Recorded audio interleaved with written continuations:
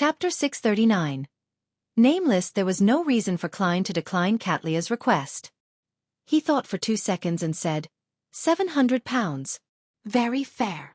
Katlia didn't haggle. Sequence 8 Beyonder characteristics typically cost £600 to £700, but there was often a premium if someone was in desperate need for it. After all, such items seldom appeared at Beyonder gatherings. Klein didn't immediately complete the transaction. He raised his suitcase and said without a change in expression, "I'll give it to you tomorrow." He didn't bring the pugilist Beyonder characteristic with him, as most items of value had been thrown above the grey fog. Katlia wasn't surprised by German Sparrow's response. She nodded. That wouldn't be an issue. She had encountered many similar cases. It usually meant that the pugilist Beyonder characteristic was stored with items which wasn't meant to be known by others. Therefore, it was impossible for German Sparrow to open his suitcase in front of her to complete the transaction on the spot. A crazy adventurer definitely had his secrets. Katlia paused for a second before adding, "There won't be any surveillance placed in your room." Whatever she could see had already been seen by her. "It's fine." Klein curled the corners of his lips and coldly smiled. His previous considerations was to place down items like Azek's copper whistle and Will Septon's paper crane before holding a ritual or going above the grey fog. It was to resist any spying in the sense of mysticism. Then, he could use the washroom as a way to avoid physical surveillance. Of course, he wasn't too worried that Admiral of Stars would go overboard. He didn't believe that she was afraid of the crazy adventurer, German Sparrow, but that Katlia had no reason to do so. She definitely had milder and more concealed means of observing. For example, getting the help of a Beyonder from the spectator pathway. Klein took off his hat, bowed, and followed poison expert Frank Lee to return to his own room. Seeing him walk off at an adequate speed, Katlia turned into the captain's cabin, picked up a heavy pair of glasses and wore it. Backlund, at the Harvest Church south of the bridge. In the eyes of an ordinary person, Bishop Utravsky, whose height was that of a half-giant, put down the Bible in his hand. He prayed once around the hall and smiled. The number of believers is increasing. Is that so? Emlyn White, who was in a brown priest robe, was wiping the candle racks as he said without even looking up. He knew that the number of believers of Mother Earth had indeed increased significantly. It would have been a miracle in the past to have a handful of people be in attendance for praying on weekdays or in the daytime. Now, there was often close to 10. Father Utravsky looked down at the busy vampire priest and chuckled. Anyone can tell if they aren't blind. You have contributed greatly to this. If not for your concocting of the medicine and treating the plague, and your willingness and sincerity in teaching people about medicine, our faith wouldn't have been that easily accepted by the residents of this borough. Emlyn held a cloth and straightened his back. He tipped his chin slightly. I was only acting. What do you mean by our faith? Don't lump me with you. Emlyn's expression twisted before he said with a smile, "Speaking of the blind, it reminds me of a joke. It's said that the demand for blind people in Backlund far exceeds supply. This is because they are widely believed to be most suitable to be jurors." Father Utravsky ignored the joke and benevolently said, "Regardless of the goal, you have contributed greatly to the spread of the faith of Mother Earth. Besides, this also proves that you have a kind heart." Pooey. I said so back then, but why didn't you believe me? Emlyn looked up at the priest's massive body before retracting his gaze in silence.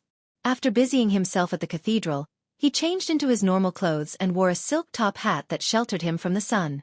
He then walked on to Rose Street. He stealthily sized up his surroundings and didn't notice any signs of monitoring. The red glove named Leonard from before really hasn't appeared again. I thought my act of exposing his secrets and buying tinder would result in me being constantly investigated in secret. Emlyn White shook his head indiscernibly as he felt puzzled. In the earliest stages, he had planned on taking in the hanged man's theory to incur the investigations of the red gloves, so as to disrupt the monitoring from the upper echelons of the sanguine. He could then achieve a perfect equilibrium by using the Church of Mother Earth's Blessed, Utravsky. But things didn't develop as he had expected. Leonard Mitchell had apparently left Backlund very quickly. At the end of February, Emlyn had made a detour to 7 Pinster Street while he was out once, only to discover that it was uninhabited. Without thinking about this matter any further, he walked to the end of the street, got onto a rental carriage and headed straight for the Odora Villa. He was left to a study on the first floor by an attendant where he saw many sanguine who had recently come of age. Among them was a sanguine who had already become a baron. I'm not the only one, he thought before closing the door. He then said to the owner Cosmiodora, My lord, was I not called here because of a summoning from Lord Nibs? He had said, my lord, rather indifferently as though he was calling him by name. This was because he was also a sanguine baron. The difference was that he hadn't publicized it. Cosmi was a very refined middle-aged gentleman. He smiled and said, All of you are outstanding young sanguine. My grandfather has entrusted all of you with some tests. Another sanguine baron, Russ Bathory, who was lucky to receive an inheritance, asked, What tests are they? Cosmi drank a mouthful of dark red blood which was concocted with grape wine as he scanned the area. Perhaps you might not know, but the snake of fate from the life school of thought has disappeared for quite some time.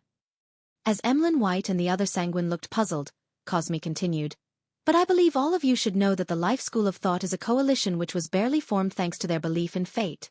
They allied under the massive pressure placed by the 7 Orthodox churches in the beginning of the 5th epoch and are formed by beyonders who think of themselves as absolutely rational and aloof, those that worship the primordial moon, and those that seek the essence of life and spirituality. Due to the existence of the snake of fate, there hadn't been many serious problems internally. Their worship of the primordial moon was ultimately restricted to a fixed symbolic meaning. Furthermore, the process of formula exchange was melded with a master-apprentice heritage system. Unfortunately, with the disappearance of the snake of fate, this process has been disrupted. The primordial moon's believers rapidly turned passionate, producing a fracture in the faction that represents fate. An intense conflict ensued as a result. This matter was used by the Rose School of Thought. It dealt quite a sizable amount of damage to them. Emlyn White, Russ Bathory, and other sanguine remained perplexed. After sharing the background information, Cosmi dived into the details. Worshippers of the primordial moon are our eternal enemies. They have always been hunting us, concocting us into potions to achieve strength. Now, we will not let go of such an opportunity. Here's a list of primordial moon worshippers and their situations. Whoever finds them and kills them will be the victor of this test. My grandfather, as well as various important figures, would reward you generously. If you complete a portion of the list, we will determine this by numbers. Of course, these people were selected, and all of you are capable of dealing with them. The rest will be tracked down by the important figures. Upon hearing the first few sentences, Emlyn White had no intention of participating, despite having hatred for those artificial vampires. He found the matter troublesome, laborious, and tiresome. He'd rather stay at home in silence to chat with his dolls. By the time he realized that it was a competition, as well as sensing the gazes of Russ Bathory and the other sanguine which were cast on him, Emlyn suddenly straightened his back and tipped his chin. No problem. His red eyes slowly swept across the other creatures in the room. On the future, inside a spacious room with an attached bathroom, Klein stood in front of the window, looking out into the undulating blue ocean. In a good mood, he breathed in the cold winds that came from the north. The flagship of the Admiral of Stars had already separated from the other ships in the fleet as it began to cruise alone. After an unknown period of time, 2 whaling ships appeared ahead. Once they noticed the flag containing the stars and eye flying from the future, they immediately responded nervously. They quickly adjusted their positions, aiming their starboards over, their cannons ready to shoot at any moment. At the same time, spears and harpoons, which were shot using explosives, were directed in the same direction. The blonde and large fishermen from the Gargas archipelago held tridents and guns as they braced for an attack, either by standing or crouching. Klein also noticed that there were a number of women with figures similar to the Hulk. It was obvious at a glance that they were heavy and good at fighting. The future didn't mind their welcome. It continued cruising past them, heading deeper into the whaling route. After cruising for a while, Klein saw more pirate ships ahead. They were clustered around the sea route's periphery, their motives unknown. The future came close without standing on ceremony. Immediately, the pirate ships reacted like startled birds as they quickly retreated. Sensing the future slowing down, Klein left his room in puzzlement. Just as he approached the captain's cabin, he discovered Katlia walking out. This woman wore a thick pair of glasses on her nose bridge, hiding her mysterious purple eyes. She glanced at Klein and said succinctly, "Someone discovered a ruin which is said to be from the 4th epoch at the bottom of the sea in the waters around here. We plan on taking a look while on the way." "Bottom of the sea?" Ruin from the fourth epoch? Klein instantly recalled the rumor he had heard from the Lairdal bar. So this piece of news has already spread? I was wondering why I got to learn it so easily, he said inwardly in enlightenment. Chapter 640. Female pirate. Klein had a certain degree of curiosity towards the outcome of the exploration. He didn't ask further as he walked past the captain's cabin and walked down the stairwell. After a few seconds, he felt his throat itch. He couldn't help but raise his fist to his mouth and cough. Klein wasn't surprised by such a development, as it was inevitable. He had carried the biological poison bottle for more than 2 hours last night. Only when it was late at night and his confirmation that Admiral of Stars and crew didn't have any intention of attacking him did he move the mystical item into a black suitcase. Sadly, he ended up falling sick. Of course, the amount of time he brought the biological poison bottle with him wasn't considered long. His body wasn't in a weakened state, so his resulting illness wasn't anything serious. He just felt his tonsils swell in pain. Katlia, who was walking slowly behind, saw this scene, but she didn't find it a problem. Instead, she found it normal. It was common knowledge for knowledgeable beyonders that mystical items were bound to have negative side effects. Furthermore, they would learn from the 7 Orthodox churches and categorize those with serious side effects which made them impossible to possess or use for prolonged time as sealed artifacts. The reason why Katlia had sold or exchanged many of her low and mid-level mystical items was firstly because she wanted to better strengthen her survivability. Secondly, the various negative effects from multiple items were troubling. Often one could avoid one but not the other. Some negative effects might even stack and synergize into something worse. Therefore, to most beyonders, the disadvantages surpassed the advantages. She discovered that Gehrman Sparrow had used mystical items, beyonder weapons, and spirituality charms to arm himself to the teeth. While being amazed, she was already guessing at the type of negative effects he was facing. From what she saw today, it was a temporary simple illness. With steady steps, Klein arrived on the deck and saw Frank Lee. He was still dressed in a white shirt and dungarees. His arm was stained with dirt as though he wasn't afraid of the cold winds that blew down at him. "Good morning, Gehrman." Frank warmly waved his hand and said, "Here, try my latest product. This is definitely the most welcomed item at sea." As he said, he raised his other hand. In it was a wide and fat fish of an unknown breed. "No, I don't want to know what monster you have cooked up this time." Klein paused in his footsteps as he looked at him with a cold expression. Frank Lee didn't discover any problems with his attitude. He pulled out a dagger from his waist and stabbed the fish before slicing a hole open. Blood flowed out and accurately landed in a large beer cup on the deck. It didn't emit any fishy smell. "Smell that? It's such an intoxicating alcoholic fragrance." Frank Lee half closed his eyes as he fervently said, "This is a fish who has red wine replacing its blood. As such, the wine contains lots of nutrients." Klein realized he was at a loss for words. Frank looked at the surrounding sailors in excitement before saying to Gehrman Sparrow, "Do you know what's the most troubling matter out at sea?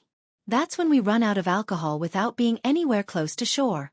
As long as this kind of fish can rapidly reproduce and become the sea's primary produce, then we won't be lacking any alcohol no matter where we are. By the way, they can be categorized by species. Some will produce Lanti-proof, others Nepos, red wine, and beer. The beer needs to come from sharks or whales. Otherwise, there won't be enough. Isn't the most troubling matter the lack of water? Of course, all of you can use beer to replace water most of the time because it doesn't easily spoil. Those poor fishes." Klein was pondering over a response to Frank when Katlia came on deck. She walked past him and questioned her first mate. "Is Nina done with her preparations?" "Yes, she has already finished a bottle of Nepos." Frank pointed at a shadow formed by the sails. "The so-called preparations are to drink a bottle of Nepos, a specialty of Faisak? The Nepos which can light a fire?" Klein suddenly felt that Nina, the lady mentioned by the first mate, was likely someone with Faisak blood. "Captain, I want a bottle of Sonia blood wine more." In the dark, a female figure slowly stood up and walked over. She was more than 1.8 meters tall. Her blonde hair was casually tied up into a high pigtail. Her facial features weren't anything outstanding, but she had the striking traits of someone from Faisak. Her skin was fair and her eyes were dull. This lady named Nina wore a black tight suit made of fish skin. The top and bottom seemed to be a one-piece, fully accentuating her stunning figure.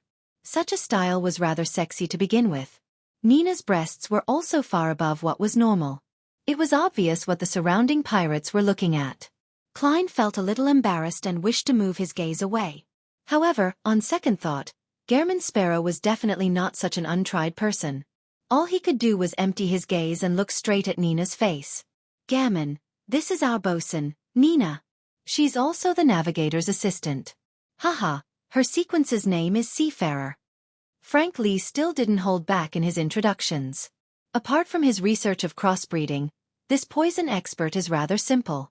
I now recall that this lady named Nina has a bounty of 3,600 pounds. Her nickname is Seabed Murderer.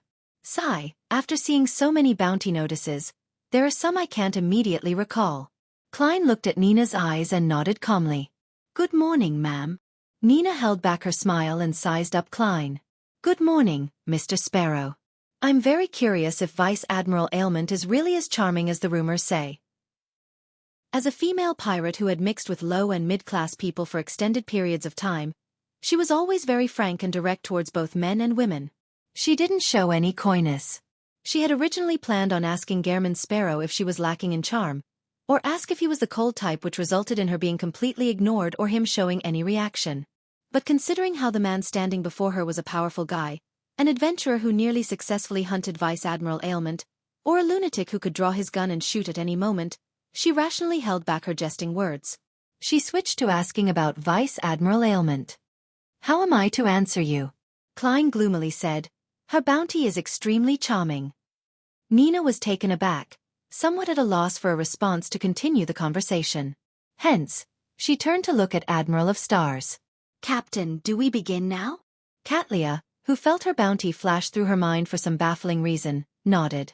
"Begin." Just as she said that, Nina took large strides to the side of the ship. With her right hand supporting herself, she leaped into the sea, swimming downwards like a gigantic black fish. At the same time, there were a few splashes. A few sailors had jumped down as well to provide her aid. She begins at the mention of it. She didn't need any additional time to prepare. This lady has the temperament of the Church of Storms. As expected of a beyonder from the sailor pathway. Klein looked out the ship as he couldn't help but cough. "You're sick?" Frank Lee asked directly. Klein nodded slightly and said, "A little." Frank thought for a moment. He didn't say a word as he rushed back into the cabin. His destination unknown. By the side, Katlia nudged her heavy glasses and smiled. Frank is a poison expert, but he's also an outstanding doctor. As expected of someone from the planter pathway, Klein didn't ask further as he stood there, awaiting Nina's preliminary exploration. Seeing the sudden silence that became somewhat awkward, Katlia took a few steps forward and said, seemingly in passing, "In another day, we will be leaving the Whaling Sea route." "But we're at least a week from those waters?" Klein thought before asking. "That is if we follow the Whaling Sea route. In fact, this will lead further north and be more roundabout. I know of a secret sea route that can allow us to reach the waters you wish to go to in 2 to 3 days. Katlia's gaze looked at Klein's eyes through her thick glasses, as though she wanted to tell how much he knew of the extremely dangerous waters. Klein considered and simply said, "Very good. That's exactly what I want. In addition, those waters are more illusory than real." Katlia retracted her gaze in thought as she looked at the entrance to the cabin. Frank Lee ran over and held a green apple in his hand. "This is the outcome of another one of my projects. It's a crossbreed of medicine and fruits. It makes the consumption of medicine more enjoyable." He beamed as he handed Klein the apple. "I'm afraid I'll end up even sicker after eating it." Klein glanced at Admiral of Stars and saw her nod gently. Only then did he inwardly force himself to accept the apple while appearing calm on the outside. He then bit down at the apple. It had the taste of a normal apple. It just had a lot more juice, and the insides were softer. After a few bites, Klein discovered that his throat suddenly wasn't hurting. He didn't realize when he stopped coughing. "I have to say that it's rather magical. As long as it doesn't involve animals and humans, Frank Lee is really a genius that should be taken seriously in the Church of Mother Earth."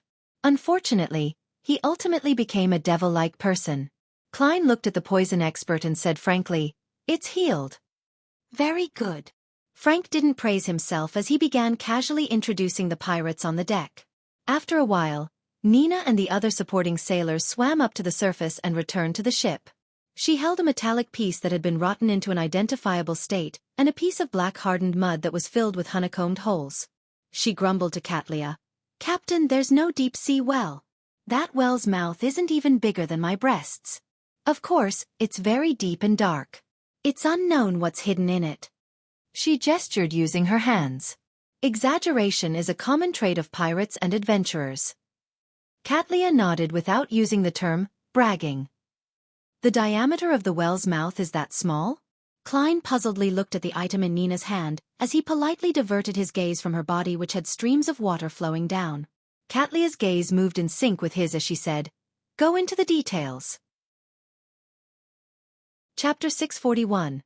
A well-mouth that humans can't pass. Nina was a pirate who had risen up the ranks. Often, she might be easily irritated, but she was very experienced at handling matters. She was a rather reliable person. After some thought, she gave a description in a serious manner. "The well's mouth is at a rather deep depth along the seabed. I need enough time to adjust myself before I can acclimatize to the temperature and pressure of the area. That's why I took so much time to get there. It isn't easily discovered, but the remnant iron buildings are indeed rather obvious. I found them once I got acclimatized. They've already completely collapsed or rotted. There's no way to imagine what they originally looked like. However, I could tell that they definitely spanned across a great distance in the past.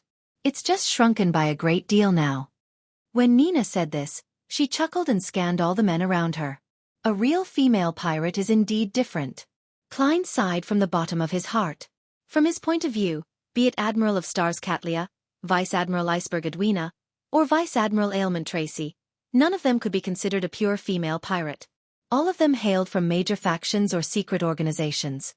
When they were low-sequence beyonders, they were either not at sea, or they were following important figures, so what they did were relatively safe matters. Otherwise, they were independent adventurers who had never been tainted by the characters and atmosphere of low or mid-level pirates. After Nina finished laughing, Katlia pointed her finger to the rusted item that could hardly be described as a metal beam. "This is a portion of the iron building?" "Yes, Captain. As you know, I don't know much about history or mysticism. I could only bring some back for your inspection. You're an expert on this." Nina smiled as she handed the metal beam over. Then, she pointed at the black piece of hardened mud which was filled with holes on its surface. "Not far from the iron ruins, I found a well. It's not very big. If it's to be described with the word huge, then I've definitely seen plenty of huge cannons. Those drunken adventurers are better at bragging than us pirates. This is the mud from the inner layer of the well. I can't imagine how such patterns could be formed." Nina's finger repeatedly struck the honeycombed dots on the black mud. Klein originally believed that they were marks left behind by dense shots with very tiny projectiles, but after a careful inspection, he suspected that they were remnant patterns after something had rotted. Each spot was very shallow as its edges spread outwards in an irregular pattern. Nina handed the black mud to Katlia as she continued describing, "The well's mouth is really small. Even a child from Nas wouldn't be able to enter. It's very deep. I even felt that it was bottomless." In that environment, the interior was completely dark as though something was slowly summoning me. Yes, slowly. I found a few rocks nearby and threw them in, but there wasn't any response. In short, it's filled with water. Katlia held up the metallic beam and black mud. Through the thick glasses, she observed them seriously. Since the mouth is very small and humans can't enter them, there's no need for us to begin the exploration immediately. It will be very dangerous. Let's wait until I figure out the secrets hidden within these items and whether the ancient well is worth us taking the risk before we return to make an attempt. Aye, Captain." The wet Nina was trembling as a result of the cold winds. The way she wavered made all the surrounding pirates stare straight at her. Katlia nudged her glasses and said to Nina, "You can drink a bottle of Sonia blood wine. There's no limit for the rest." "Long live the captain!" Nina cried out in joy. An underwater well that humans can't enter. Klein, who had no desire to explore it, summarized Nina's description. Suddenly, he had a strange idea. Humans are unable to enter the well, but that doesn't mean that non-humans can't do it. Many deep-sea fishes aren't necessarily that huge. There's a significant chance that they can pass through the well. As the sea god, he had the means to make marine creatures do his bidding while wielding the scepter. There's no rush. Let's see if Ma'am Hermit is able to figure out anything from these two objects. I'll consider whether I'll explore it on the return trip. Otherwise, I might attract some exaggerated danger. There's still not enough information regarding this. There's no way to do any divination. As his thoughts wandered, Klein's expression remained deadpan. At that moment, Katlia shot him a glance out of curiosity. Then, she retracted her gaze without leaving any traces. Why did she suddenly look at me? She was seeing what I was doing? It's impossible for her to know that I possess the sea god's scepter, and can make marine creatures do my bidding.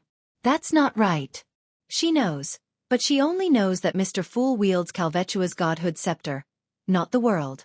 Unless she has figured out that the world is the fool. But that's even more impossible. Even Mr. Hanged Man is still stuck at the concept that the world is a blessed. She hasn't even realized this point. Viewing this from a different point of view, I'll consider it from Admiral of Stars's angle. She's someone being pursued by knowledge, and she's a follower of Queen Mystic. She's loyal to the Moses ascetic order, and she has roamed the sea for years. She has plenty of knowledge and experience, so it wouldn't be odd that she knows that the sea god domain possesses the beyonder power to control marine creatures. Therefore, after realizing that humans are unable to pass through the ancient well, she naturally made the connection with the scepter in Mr. Fool's hand. Does she plan on requesting for help in the future?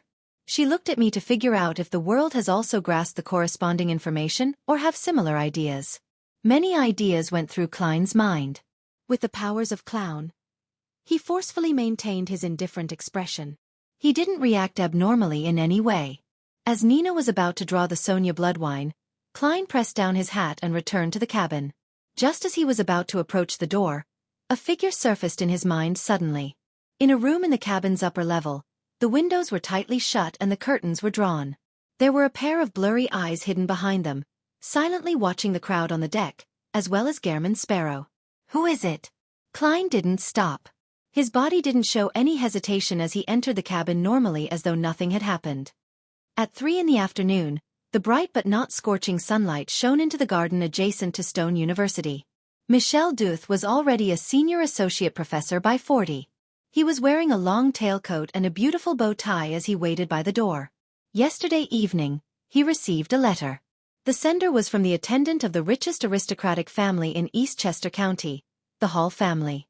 The person who wrote the letter was the daughter of a member of Parliament from the House of Lords who wielded immense influence. She was Miss Audrey Hall, who was deemed to be the most stunning gem in Backland. This noble lady had mentioned in the letter that she had learned from a gathering that Mr. Michel Duth was an outstanding collector and an aficionado of this domain. She had a great desire in paying a visit. Michel Duth didn't have any reason to refuse. Soon, a classic carriage with a family emblem arrived at the door. 2 servants who had been instructed to open the outer gates made of iron railings, led the carriage around the garden and arrived in front of the house. A housekeeper was the first to alight, followed by guards and maidservants. Following that, a hand wearing a long white gauzed glove was extended outside. With the help of the maidservants, Audrey elegantly stepped onto the carpet which Michel had paved. Michel was first taken aback before his eyes lit up. He felt as though the flowers in the garden had instantly faded. He took 2 steps forward and took off his hat to bow. "Welcome, my honorable lady. Your visit is an honor for me and my family." Audrey took off the veiled hat and passed it to her maidservant before exchanging a few pleasantries. Then, she followed Michel Duth into the living room and entered the collector's room on the first floor. Here, Michel finally found his confidence as the master of the house. He began pointing at his collection and providing an introduction from the left. This is a helmet that appeared in the White Rose War. After lots of research, it can be determined that the owner is a member of the Sauron family. Back then they were still considered royalty. The golden helmet had an intricate design. There were avian and flying wings that adorned it, and the visor was formed from pieces of golden scales. "My ancestor obtained his first aristocratic title in that war," Audrey replied with piqued interest. She had already adjusted her mental state ahead of time. She was to appear as though she was really here to tour the collections. The failure of the 20-year war had caused the kingdom to suffer years of humiliation, but it also carved out several heroes. Michelle resorted to flattery. The White Rose War happened after the 20-Year War and before the Battle of the Violated Oath. There, Lone defeated Intis and became strong again. Michelle continued introducing his collection as Audrey solemnly listened, raising questions from time to time as she conversed with him. Finally, Michelle's finger pointed towards a notebook with a black cover. This belonged to a knight stationed on Sonia Island in the 20-Year War. This knight's name has already vanished in the long rivers of history. This notebook is the only proof of his existence. He once stood fast until the very last moment on Sonia Island. This notebook is not only a first-hand account for the research of that portion of history, but it also hides certain problems. The knight's grammar has many uncommon habits. This might be a clue to aid us in determining his exact identity. Audrey instinctively believed that the notebook was her target. Hence, she only leaned in a little. Indeed, the black cover had obvious patterns. Together, they outlined an abstract image of a dragon. From Michelle's tone and minute expressions, his interest is focused on the content and not the item itself. He doesn't particularly treasure it. I have a high chance of purchasing it. Audrey calmly made a judgment as she turned her head. She then smiled at Michelle Duth and said, "What are the uncommon habits exactly?" "Enjoys using short sentences, very simple and short ones," Michelle described in a flaunting tone. Audrey was always a good listener. She looked at him with a smile as she listened with focused attention. This made Michelle speak more. As she listened, she suddenly felt that the knight's grammatical habits were somewhat familiar. That is, Audrey's eyes darted around slightly as she quickly remembered the source of the familiarity. This was a grammatical habit of Dragonese which she had diligently mastered. Chapter 642.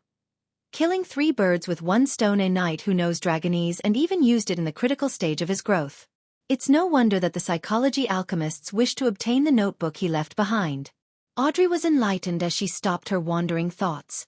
She happily and seriously discussed the problem that stemmed from such grammatical habits with Michelle Duth. Soon, they concluded the discussion over the notebook as Michelle began introducing the other items. Time passed as the tour slowly came to an end.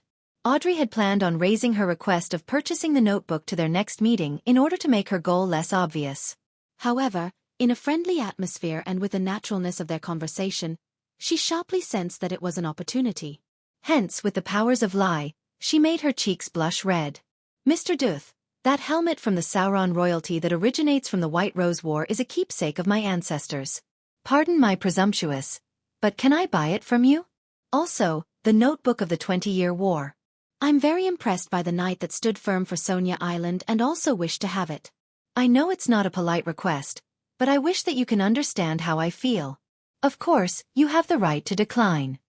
Her eyes moved as she obviously darted them around, partially deliberate and truthful to express her lack of confidence and embarrassment.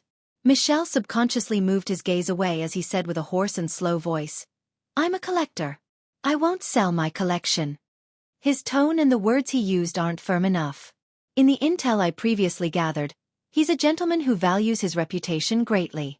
Using cash to purchase his collection is probably unacceptable. The reason why the psychology alchemists didn't get someone else to complete the mission is firstly because I have a way of earning contribution points, and secondly, it probably took the associate professor's attitude towards such matters in mind. I have to change my approach. Before the visit, Audrey had already carefully decided of different tests according to the intel she received. After some thought, she changed topics. "Mr. Duth, I heard that you're requesting Stone University to build an ancient relic research center?" "Yes, that has been my goal for the past few years."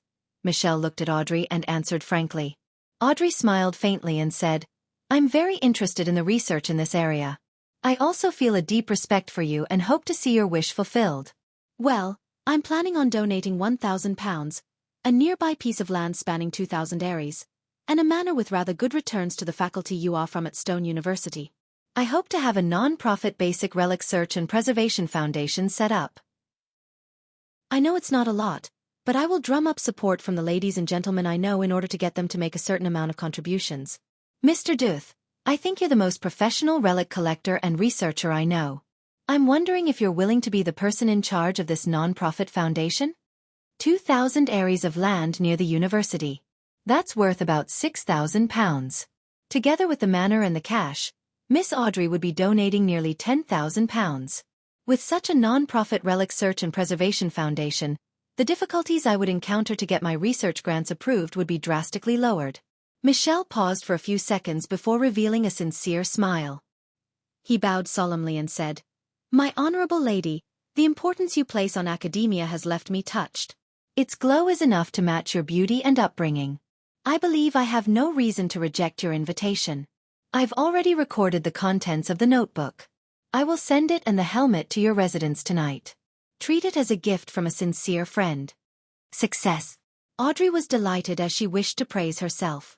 However, she appeared reserved and indifferent. She didn't do anything that was improper.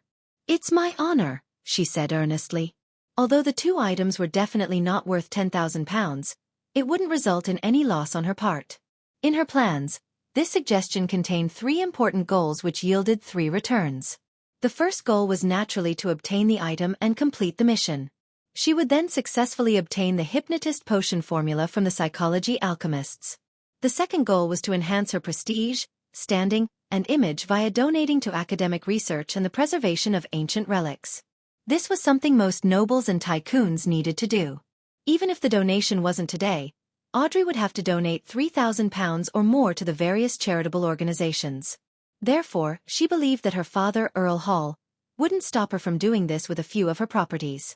The third goal was that by having a foundation that focused on the search and preservation of ancient relics, it made it easier for her to come into contact with historical records or mysterious items of value. Audrey didn't need to personally do anything. All she needed to do was sit at home to receive items that might be beneficial to her. It was equivalent to using £10,000 to produce even more money to establish her own faction. Of course, if Michel Duth hadn't accepted this exchange, then she had other plans. The kingdom's Higher Education Commission had someone from the Hall family, as well as noble friends she knew. As long as the associate professor had anything he needed, she was certain that she had the means to satisfy him. However, Audrey didn't like such methods. She had a nagging feeling that it was shady and would harm the public interest. After discussing the matter, Audrey stayed for a little longer and chatted idly for about 15 minutes. It made the wrapping up process not as sharp and abrupt. Following that, she first left Michelle's house and rode her carriage back to the Hall family's villa in Stone City. Past 8 in the evening, she received the Sauron royalty's helmet and the notebook from the 20-Year War. Audrey wore a pair of white silk gloves and sat before her desk with piqued interest. She placed the helmet to the side as she began flipping through the content in the notebook. She discovered that the records were sparse. The early records indicated how the knight who was stationed in the ancient Elvish island had learned how to brew Sonia blood wine, how he chased after women, how he spent the boring days. In the later records, it entered the period of the 20-Year War. It mainly included his cursing of the people of Faysac, his grumbling about his companions, and the consideration towards his plans to stand fast. It also included the end of how the Sonia Island was first lost. Apart from the grammatical habits being similar to Dragonese, there aren't any serious problems. Nor can I find any hidden clues. Audrey frowned as she closed the notebook. She had used methods derived from mysticism to do her checks, but they were to no avail. This made her unwilling to waste time as she planned to turn it in to the psychology alchemists. As her thoughts raced, she suddenly had a new idea. Mr. World and Mr. Hanged Man will often consider problems from different angles to provide suggestions. Should I learn from them?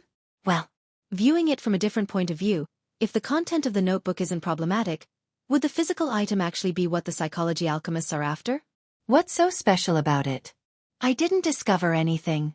It belongs to a knight who's accustomed to using Dragonese. That knight must have experienced something. Divination. Yes, divination. Perhaps I can find the knight's final location using divination with the help of the notebook. And this might be related to a dragon. Since it's a dragon, there's a high chance that it's a mind dragon, a representative of the spectator pathway. Clues involving it would indeed be something the psychology alchemists will pay close attention to. Audrey, that's some nice thinking. Audrey's eyes turned crystal clear as it seemed to hide a clear resplendence. She couldn't help but turn her head and looked at the golden retriever sitting by the side. Susie glanced at her owner and barked. Audrey, do you want me to praise you? No, there's no need. Audrey turned her head back, feeling a little embarrassed. Then, she discovered an important question. She wasn't able to divine things herself, or it could be said that the revelation that she received from divination would be highly inaccurate. There's no way to confirm it. No, I can seek Mr. Fool's help.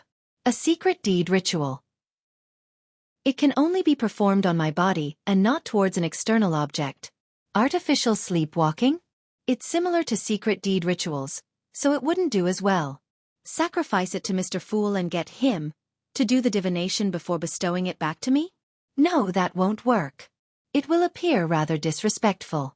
He isn't my father or teacher, but a real god. Using such a method is way too casual and somewhat sacrilegious. Audrey's thoughts slowly went from Mr. Fool to divination. Although she was rather incapable of divination, she had a certain level of understanding in the corresponding knowledge. She soon locked onto a particular method of divination. It was to seek the help of a third party's strength, an unknown or mysterious existence, via certain ritual. The most classic example of such a method was magic mirror divination. Yes, it's indeed very dangerous, but the danger stems from the possibility that the target is filled with malice or one that can cause a person to break down immediately. But I don't have such worries. I can seek Mr. Fool's help. Audrey blinked and held down her agitation as she said to the golden retriever, "Susie, guard the door outside. I will use a mysticism method to study this notebook." "Didn't you use them before?" Susie asked, puzzled. "She's getting harder to fool." Audrey's eyes darted around as she said confidently, "I plan on using magic mirror divination." "Don't worry. I'll make the plea to a safe existence." "All right." Susie determined that Audrey was speaking the truth. She took a few steps before turning around to exhort her. "Audrey, you need to be careful about being possessed by a mysterious existence." "I know," Audrey replied without feeling worried at all. From her point of view, if Mr. Fool really wanted to do something to her, he had countless opportunities in the past. There was no reason for him to wait until this day. After Susie opened and closed the door by herself and went out, Audrey sat in front of her desk and recited the honorific name of the Fool to request the use of magic mirror divination. After a while, Klein, who was on the future, went to the bathroom and headed above the gray fog. There, he heard Miss Justice's prayer. "That can be done?" "That's right. As a mysterious and unknown existence, I can be the third force in a magic mirror divination." Klein allowed it while feeling amused. Audrey immediately picked up the notebook, sat in front of the dresser, and lit a candle while facing the mirror. Chapter 643, Klein's version of magic mirror divination. With the curtains drawn tightly and all the lights extinguished in the room, Audrey followed the requirements of magic mirror divination and completed the corresponding preparations. Of course, she didn't specially choose a specific time, as there wasn't any need to be that troublesome when getting Mr. Fool's help. Looking at the candles and reflected light in front of her, as well as her reflection, Audrey picked up a bottle of extract in excitement and some unease. She then dripped a few droplets onto the dim flame. As the mild and refreshing fragrances filled her nose, for some baffling reason, Audrey recalled the times when she was still a mysticism enthusiast. In the beginning, she would also commit all kinds of mistakes. She would realize that she had forgotten to prepare the essential oils and extracts that would please the deity at a critical moment during the ritual. All she could do was make do with perfume, and her attempts no doubt failed. In fact, according to the information which Mr. Fool shared, he would similarly respond even if I had used my perfume. Audrey exhaled slightly and, using cogitation, calmed herself down. She knew that her uncontrolled thoughts weren't ordinary behavior coming from her. The tiny bit of anticipation and nervousness had been magnified by lie. After making sure she was in an optimal state of mind, Audrey clasped her hands and pressed them to her mouth and nose as if in prayer. She sincerely chanted softly, "The fool that doesn't belong to this era. The mysterious ruler above the gray fog. The king of yellow and black who wields good luck." The secret incantation gently echoed 7 times as Audrey felt the surrounding darkness had the inclusion of something which was somewhat indescribable. It was like an undercurrent hidden beneath the water surface. Looking up, Audrey reached out her right hand and passed it through the still candle flame and stroked the mirror's surface from top to bottom. At this point, the magic mirror divination was basically done. If the mysterious and unknown existence's interest was piqued, it would respond through the mirror. Above the gray fog, in the ancient and magnificent palace, Klein looked at the crimson star representing Miss Justice expand and contract as it rippled with an illusory glow. Finally, It was tainted with a nearly black feeling of serenity. It condensed into a circular halo the size of a mirror that appeared to lead to the outer world. It's different from past rituals. Interesting. Klein leaned back into his chair and extended his spirituality to make contact with the black circular hole. Silently, his vision changed. The long bronze table and the crimson star overlapped with the spacious room which was illuminated with candlelight, becoming distinct once again. At this moment, Klein felt that a mirror had become an extension of his body or eye. It allowed him to clearly see and interfere with the real world despite being above the gray fog. Yes, clearly. All the objects in Klein's vision no longer looked blurry as they appeared distinctly in his eyes. His gaze suddenly froze for 2 seconds. In front of him was a golden-laced, white-dressed lady. Her long blonde hair was casually tied up as they smoothly and luxuriantly flowed down. Her emerald eyes reflected a somewhat palish flame, looking as deep as the ocean and also as pure as a gemstone.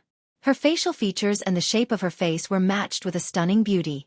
Her bearing and elegance were clear and pure. Klein shifted his gaze away as he felt guilty for some baffling reason. I nearly imagined her to be a demoness of quite a high sequence. Thankfully, I recalled in time that Miss Justice is a beyonder of the spectator pathway. It's impossible for her to become a demoness. The smell of this extract isn't bad. Very unique. It has a very subtle feeling. The mystical item created from that faceless beyonder characteristic? Miss Justice made it into a necklace. Klein's gaze landed on the mystical item which was disguised as a diamond necklace. Then, he heard Miss Justice say with utmost anticipation, "Mirror, mirror, please tell me the location of the owner of this notebook." Audrey knew that she was asking Mr. Fool, but mirror, mirror were words she had always wanted to recite from the stories she had heard from a young age. She finally had a chance to use it in practice. The failures in the past don't count. Yes. Audrey nodded inwardly. Klein instantly looked at the black notebook placed between Miss Justice and the candle. He discovered that his spirituality could easily spread out with the help of the mirror. He could hold the divination medium as though he was using his hand. Above the gray fog, he quickly wrote the corresponding divination statement. The location of the original owner of the notebook. With one hand holding the notebook and another hand holding the piece of paper, Klein recited as he leaned back in his chair. With the help of cogitation, he quickly fell into a deep sleep. Audrey looked at the mirror intently with her emerald eyes, awaiting Mr. Fool's reply. After a few seconds, she saw ripples being produced on the mirror's surface. It's a success. Magic mirror divination really works. Audrey's eyes widened as they reflected the scenes flashing inside the mirror. It was a view of a village from above. The scene zoomed in as the dragon drawings on the various buildings gradually turned clear. A cathedral quickly occupied the mirror in its entirety before being replaced by the cemetery attached by it. Finally, the scene was fixed on a tombstone in a corner. On it were words that had turned blurry as a result of the elements. The only thing that could still be discerned was the name, Linda Lira. At this moment, the mirror suddenly darkened before restoring to normal. It reflected Audrey and the candle in front of her once again. Isn't this the village which had the customs of dragon worship? The knight who wrote the notebook is named Linda Lira, and is from that village. He returned to his hometown after the loss of the 20-year war and stayed there until his death? Or was he sent back to his hometown as a corpse? That village is in Eastchester County. Stone City is also part of Eastchester County, so it's very understandable that the notebook which Associate Professor Michelle obtained stems from there. There's indeed a mind dragon living in the sea of collective subconscious over there. Feeling enlightened, Audrey thanked Mr. Fool and ended the magic mirror divination. Under the candlelight's illumination, she stared at the notebook for a moment before deciding to hand it over. She wanted to know what the psychology alchemists would divine or figure out. At the very least, the present me lacks the strength to come into contact with that mind dragon. That's all I can do. Besides, even if the psychology alchemists really discover anything and benefits from it, once I slowly rise up the ranks in the organization, some of that will belong to me. Audrey's mood very quickly turned positive once again. Above the gray fog, Klein rapped the corner of the long bronze table. With Miss Justice's description, he made his judgment. The notebook and the village had something to do with a dragon, and dragons often implied treasure. What a pity. Miss Justice's strength is lacking. Otherwise, I would have encouraged her to explore it and pray to the sea god, if something happens while I provide support to her via various means. Yes, it's too dangerous for her. It can only be set aside for now. If the psychology alchemists didn't discover anything, perhaps we can attempt it in the future. Klein suppressed his regret as he recalled the experience of the magic mirror divination. This kind of divination is extremely advantageous for the third party. There's almost no price to be paid to connect to the real world. If I so wished, I could have torn out of the mirror in my spirit body form. But to the user, it's indeed dangerous. They will appear under the sights of an unknown existence without any protection. From there, they can be possessed, controlled, cursed, and corrupted. Klein sighed from the bottom of his heart. He wasn't worried that Miss Justice would abuse magic mirror divination, as she had the best and safest target to prey to. There was no need for her to seek anyone else. And that would be me. Klein retracted his finger and sat at the end of the long bronze table and waited in silence for 20 to 30 seconds. Soon, he returned to the real world. He didn't stay too long since he was on the future. There was someone watching him from the dark. After leaving the bathroom and putting away Azek's copper whistle and Willa Septon's paper crane, Klein glanced at the crimson moon which had been shrouded by clouds as he pondered silently for a moment. He put on his half-top hat, pulled open the door, and went into the corridor. After taking a few steps forward, Klein deliberately slowed his footsteps and glanced at the first room on the left through the corner of his eye. Based on his judgment, the mysterious pair of eyes that were silently observing him and the deck during the day was in that room. Klein walked slower and slower as he nearly stopped in front of the door. He didn't hide the extension of his left palm as he reached for the handle when scenes naturally surfaced in his mind. Not far behind the door was a clothes rack with nothing hanging on it. Faint starlight scattered across the clean floorboards. There was a sense of solitude and serenity that lacked the aura of humans. The windows had opened at some point in time as the sea breeze blew in from the outside, lifting the curtains which weren't too heavy. There's no one there? Klein had planned on probing the area, but he immediately retracted his left palm and walked towards the stairs as though nothing had happened. When he arrived on the deck and was taking in the cold night breeze, Klein strolled on the starboard with a cold and casual expression as though his main goal was to come out for a stroll. Suddenly, he saw a man sitting ahead of him. The man was wearing dungarees and a white shirt. Frankly, Klein didn't stop as he approached. The man sensed something as he turned his body halfway around to look at the person approaching. He was none other than poison expert Frank Lee, but he no longer wore a smile. Streaming down the corner of his mouth was blood-red liquid. Klein pricked up his brows without saying a word. Frank Lee suddenly raised his hands and grabbed a silver-scaled fish that wasn't struggling. He said in depression, "It failed. Their lifespan is shorter than I imagined. It's impossible to breed them, even if they are planted in the ground." As he spoke, he raised the silver-scaled fish in his right hand and bit down on it. "That's good. Otherwise, I'm really afraid of the kind of abominations you would create." "So, you are drowning your sorrows with alcohol, no, fish?" Klein silently heaved a sigh of relief. Chapter 644. Laughter. Klein couldn't go against his own wishes to console Frank Lee, nor could he bring himself to tell Frank Lee that not being able to breed red wine fish was a good thing. All he could do was pretend that this was a trivial problem and not provide a response. He walked 2 steps diagonally and circled around the starboard before looking far into the undulating sea. By then, the clouds high in the sky had thinned. The crimson moon's moonlight brightened up the rather dark night. In such an environment, Klein could see the nearby scenery. There were dark clouds that hung low, and he discovered a hurricane swishing back and forth, encompassing an unknown swath of sea. Under the illumination of the silver lightning, fine rain danced amidst the wind, forming a scene that resembled the dawn of the apocalypse.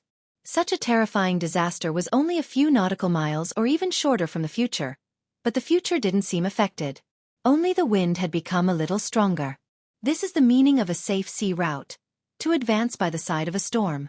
Without a good navigator, just traveling normally might push the ship into a disaster. Klein turned his head to look where the ship was heading. He saw a little illumination and fog being emanated. The visibility was extremely low, and using just the naked eye was very difficult to discern if they were in a dangerous or safe zone. Such situations weren't obvious west of Oravi Island. But here, it was common once they took the secret sea route. Klein was just about to retract his gaze when he saw a black, massive object seemingly hiding in the periphery of the storm. A sea monster? He suddenly recalled some of the rumors he had heard at the different bars he had been to. After steering away from the safe sea route, it's very easy to encounter all kinds of monsters. Some of them are behemoths and possess intense offensive power. Once they surfaced from the sea, they could finish it in one mouthful. The future didn't stop advancing. Before long, it closed the gap between it and the gloomy but massive object. Klein finally managed to discern the entity's appearance and discovered that it wasn't a sea monster, but a gigantic sailboat which was even larger than the future. The sailboat was nearly 200 meters long. With its bow and stern raised high, it appeared like a crescent. Its surface was black. The cannons were arranged in 3 rows in an untidy manner on the side of the ship. There was order from top to bottom. Apart from the mast, the portions that extended out of the deck was similarly tall and massive. It was at least equivalent to a 5-story building. This ship's most odd feature was that it only had one sail, and on it was the drawing of a black tomb. The death announcer. A heavy voice sounded in Klein's ears. At some point in time, Frank Lee had thrown the silver-scaled fish whose blood had been replaced with red wine away and approached his side. The first mate, who had a bounty of 7,000 pounds, held his head heavy as his muscles remained tense. It was as though an attack would be launched any time from the minute changes of the gigantic sailboat. Death announcer?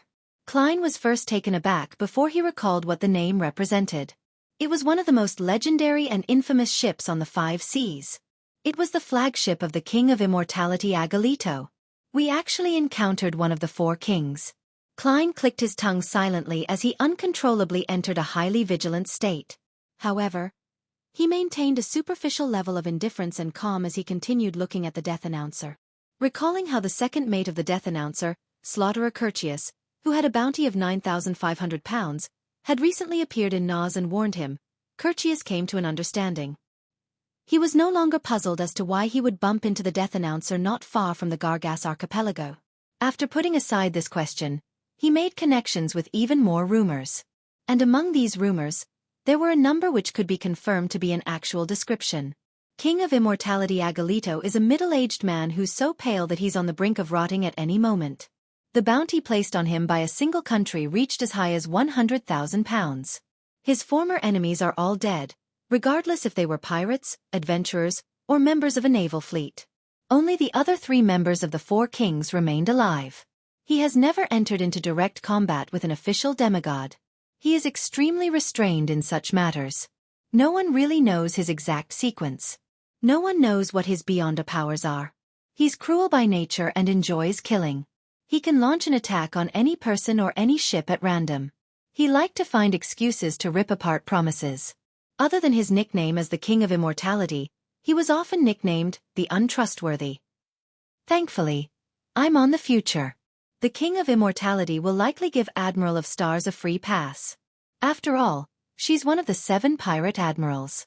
No, the 4 kings and the pirate admirals can cooperate or be at odds normally, apart from the pirate convention organized by the King of the 5 Seas.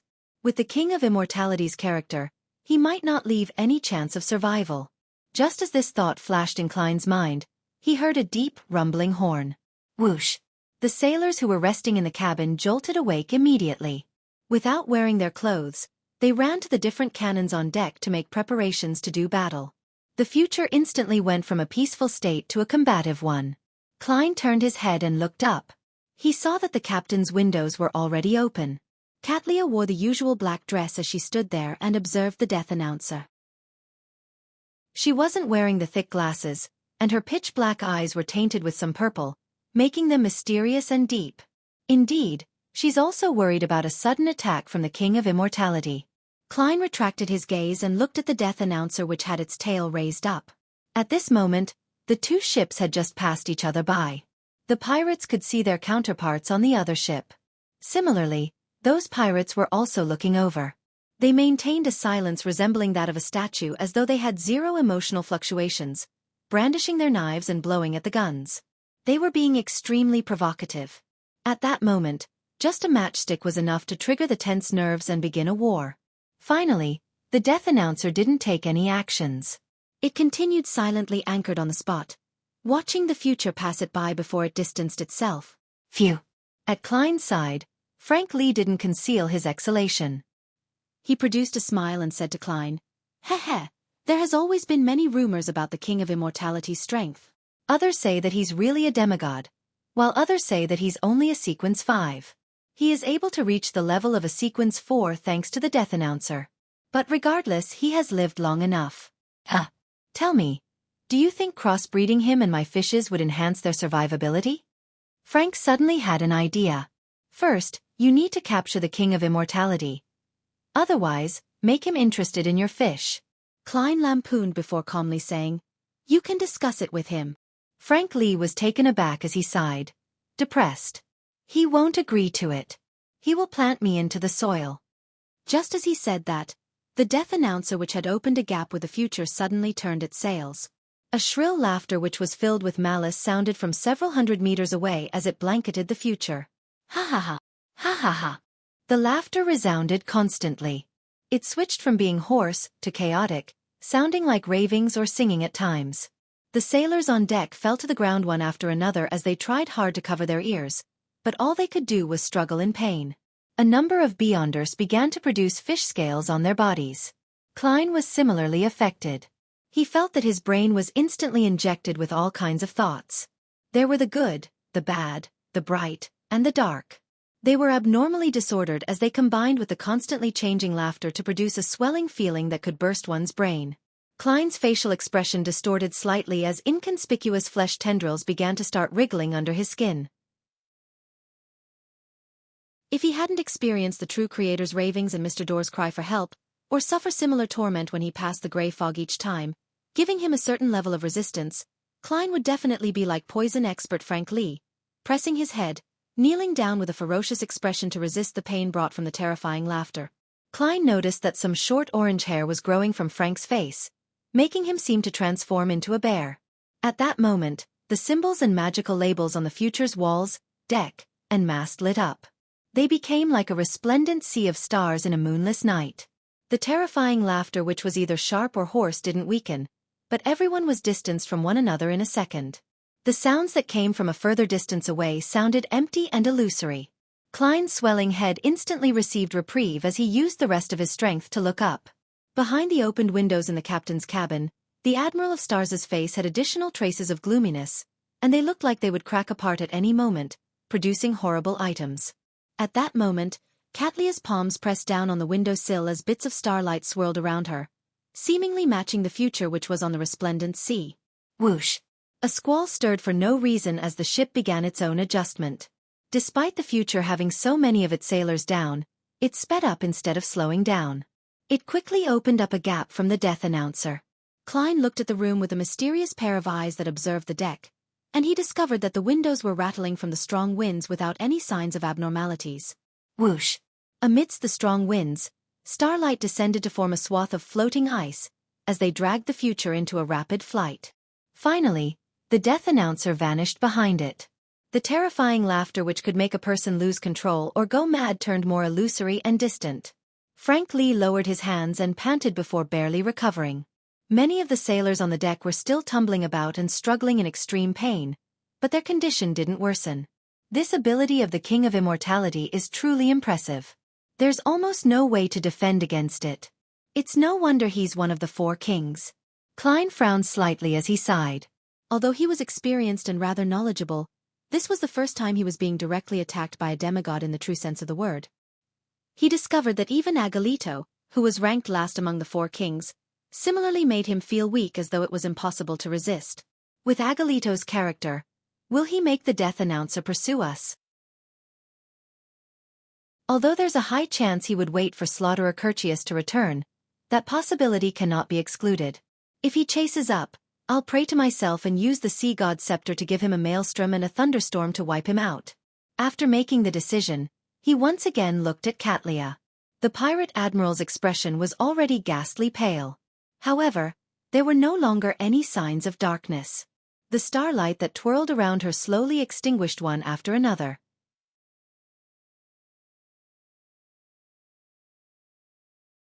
Chapter 645. Calming method. Following the complete disappearance of the surrounding astral glow, Catlia lowered her head and said to Frank Lee, who was slowly recovering, "Let them calm down." She was referring to the sailors who were still struggling in pain. Just as she said that, Catlia shrunk her body back as the windows closed.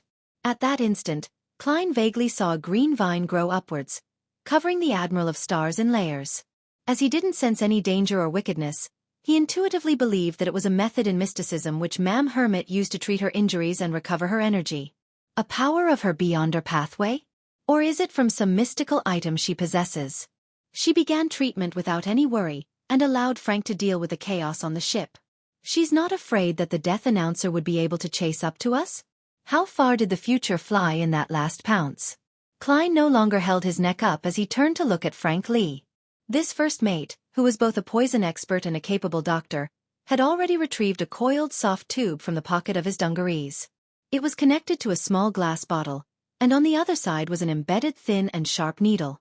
A sedative I concocted, Frank Lee said with a forced smile while still having pangs of fear. I've bought something similar before. They were all given to Zombie Marek. Klein surveyed the area and said, "This might not be enough.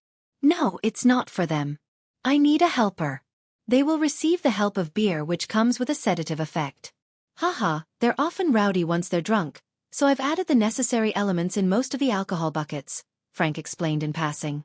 Spiking their drinks without any notice. Klein nearly twitched the corner of his mouth. At that moment, he had a deep appreciation for the aptness of the nickname, Poison Expert. Simply because he found the pirates rowdy when drunk, Frank had added a modified sedative to most of the alcoholic beverages without any sense of guilt or shame. It was as though he was doing something very ordinary. This fellow is a really straight and warm person in certain aspects, but in other aspects, he's more terrifying than a devil. This is because he doesn't believe that what he does is evil. How did the Church of Mother Earth produce such a crazy scientist?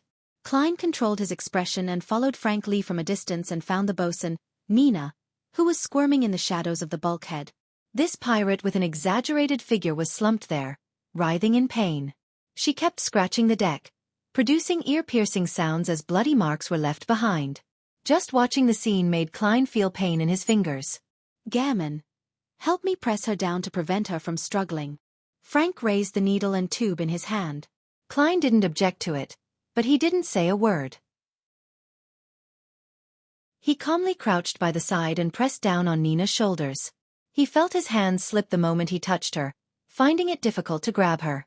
It was as though she wasn't a lady but a gigantic fish covered in slippery scales. Klein instantly corrected his actions. Using a clown's precise control, he grabbed Nina firmly by the shoulders. However, Nina's struggling was surprisingly strong, far greater than Klein's. Soon, he felt his fingers turn sore as he could hardly continue. As expected of a Sequence 7 Beyonder from the Sailor Pathway, while I'm not a Beyonder who excels when it comes to physical strength, if not for the need to feed it, I can activate Creeping Hunger and switch to steal Mavadi's soul and use the strength of a zombie as a most suitable response. As these thoughts ran through his mind, Klein saw Frank approach, crouch down, and press his knee onto Nina's back. His muscles bulged as he quickly stopped Nina's struggling. A Beyonder from the Planter Pathway has quite a lot of physical strength as well. However, Mr. Frank Lee, it's probably difficult for you to get a girlfriend if you use such crude manners against a lady. Of course, you definitely don't mind. You could totally let your child grow from the soil. Klein lampooned as he watched Frank Lee inject the needle into the back of Nina's hand. As the small bottle of sedatives was injected, Nina stopped her attempts at struggling. Klein released his hands and stood up.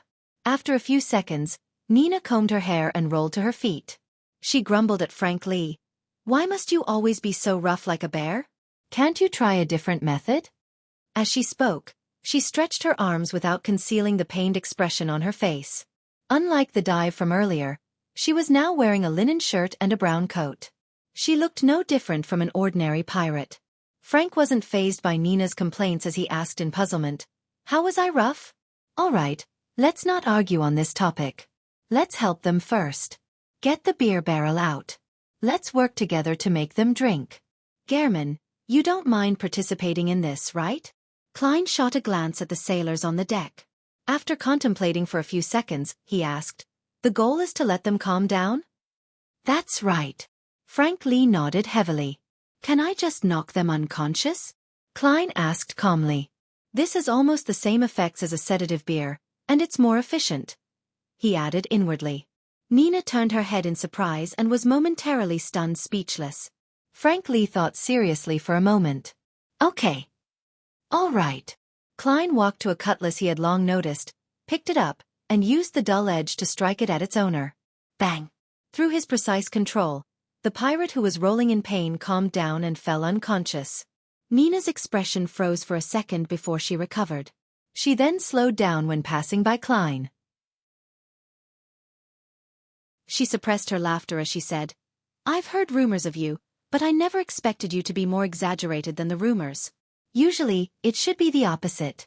Yes, your thoughts are very, very special. Completely different from others, and they're closer to those of Frank's. This is probably why he's able to treat you as a friend in such a short time. No, there are differences among lunatics. Gehrman Sparrow hasn't reached the level of Frank yet." Klein observed silently and gave such a reply inwardly. He ignored Nina and held the cutlass and walked across the deck, knocking the sailors unconscious and waiting for them to wake up naturally. Frank wished to do the same, but he gave up his rash thoughts when he was asked by Nina if he could guarantee that he only knocked them unconscious instead of killing them. He entered the cabin and brought out a beer barrel and acted according to his original plan. Bam! Bam! Bam! Klein struck as he walked all the way to the bow. At this moment, an elder in his 50s with a pointed bonnet had gradually come round. When he saw the cold and crazy adventurer approach, he hurriedly tried to stand up and blurted out, "No, I don't need it. I'm already fine. I'm fine. There's no need to explain. It's very clear." Klein held back his amusement and turned for the bow. At this moment, the elder introduced himself. "I'm the navigator of the future, Ottolov." Navigator? Klein turned his head and discovered several books dropped around Ottolov. They were either spread on the ground face up or down, flat or sideways. "Haha, I fell from above and brought them with me. They nearly went mad," Ottolov explained. Klein shifted his gaze towards his eyes and discovered the colors of the deep sea in his blue eyes. "It's not the pair of eyes that were observing me in the day. But this feeling is somewhat similar to the Admiral of Stars. They are of the same pathway?" Klein retracted his gaze and watched Nina and Frank Lee calm the other sailors. Just as he was about to look back to see if the death announcer had continued its pursuit, Ottolov suddenly shouted, "Be careful!" Whoosh! A huge wave struck the bow, causing the future to shake vigorously. If not for his balancing ability as a clown, Klein would have fallen like Frank. And when the huge spray pattered down like rain, it drenched his half-top hat and double-breasted frock coat. There should be a steam iron here, right? The act of a crazy adventurer washing his clothes doesn't violate his persona. It's weird if he doesn't wash his clothes. I should have worn clothes in the style of the Rorsted Archipelago natives. At that instant, Klein felt a series of heartache. He saw a storm ahead with huge waves coming one after another as they surged high up like mountains. He could sense the crazy winds and the rumbling thunder.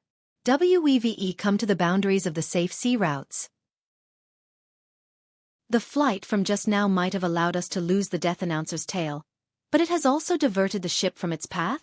Klein watched as Ottolov, Nina, and Frank, as well as bloodless Heath Doyle, who had appeared at some point in time, wake up the sailors as they took their places. They frantically and busily began to steer the future. Through their hard work, the future changed directions in time and tore through the gigantic waves and dodged the bolts of lightning before returning to the safe sea route. After everything calmed down, Klein released the charm from the sea god domain and breathed a sigh of relief. Looking back, he saw no signs of the death announcer's pursuit. He finally eased up and found that there was nothing calm about the night. After surveying the area and seeing the pirates rub their heads or gasp for breath, looking exhausted and on the brink of collapse, Klein left the deck, feeling a slight guilty conscience. He walked to the cabin and sighed inwardly. "We just left the Gargas archipelago recently, and the ship was nearly destroyed. The search for mermaids really doesn't seem simple." Following the staircase to the upper level, Klein walked past the captain's cabin and slowed down. He observed for a moment and saw green leaves covering the crack in the door. Everything was isolated. He shifted his gaze and returned to his room. He considered the matter of praying to the fool before going above the grey fog to grasp the nearby waters and search for traces of the death announcer by responding. He wanted to let the king of immortality Agalito, who attacked others for no baffling reason, to experience the same treatment as he did. No, there are eyes watching. I should try my best not to do such things. Besides, it will only teach the king of immortality a lesson and not seriously injure him. It's not worth the risk. I shouldn't let my anger get the better of my rationality. I'll think about it again after advancing successfully. Klein repressed his urge.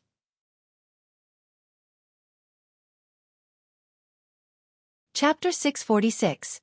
Laymanos Spellbook Backlund. Outside the steam locomotive station. Furs wore a finely checkered black veiled hat with embedded blue flowers and stood by the hall at the station's entrance, awaiting her teacher, Dorian Gray. The drizzle on the streets and the cold winds blowing underground had made this female author tremble slightly. She felt that she had underestimated Backlund's spring. I wonder what Zio is doing that makes her busy all year round. Sigh, she said that she wouldn't even get out of bed when her father was still alive. Apart from going to the bathroom, both food and water would be served to her by her servants. Now, she's leaving early in the morning every day and only returning late at night regardless of the weather. She has completed one mission after another, capturing one fugitive after another. With this in mind, Furs couldn't help but admire Zio.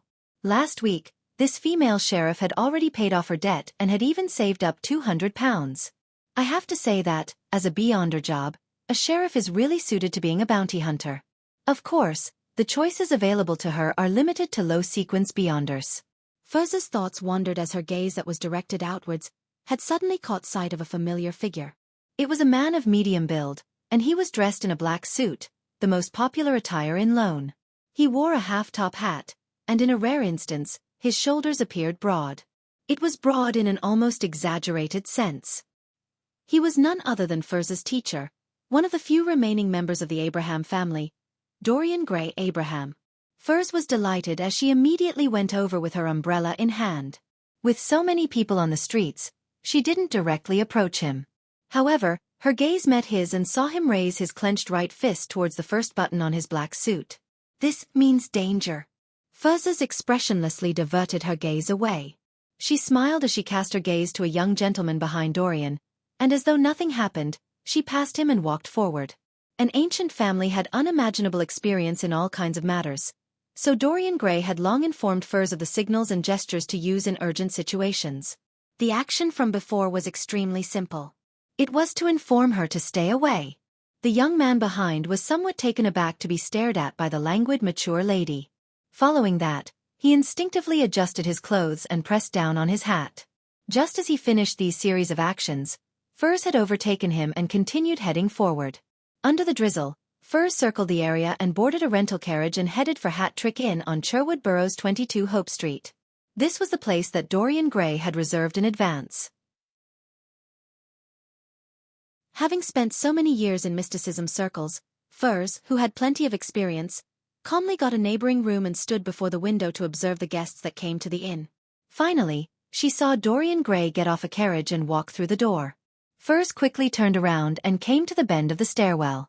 She covertly observed her teacher being led to his room by an attendant. After a while she took off her hat, messed up her hair a little before coming to room 2016, and she knocked on it. Her plan was very simple.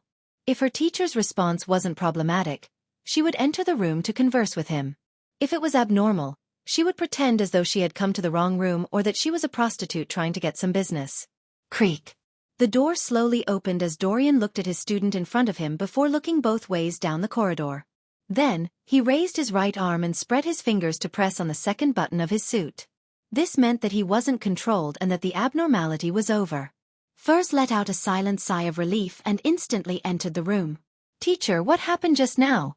she asked, feeling worried and concerned. Dorian closed the door and smiled wryly. "I saw someone familiar." He sighed and added, "An enemy." It was his former student who had later betrayed the Abraham family with Traveler Belaya, and nearly wiped out the upper echelons of the Abraham family.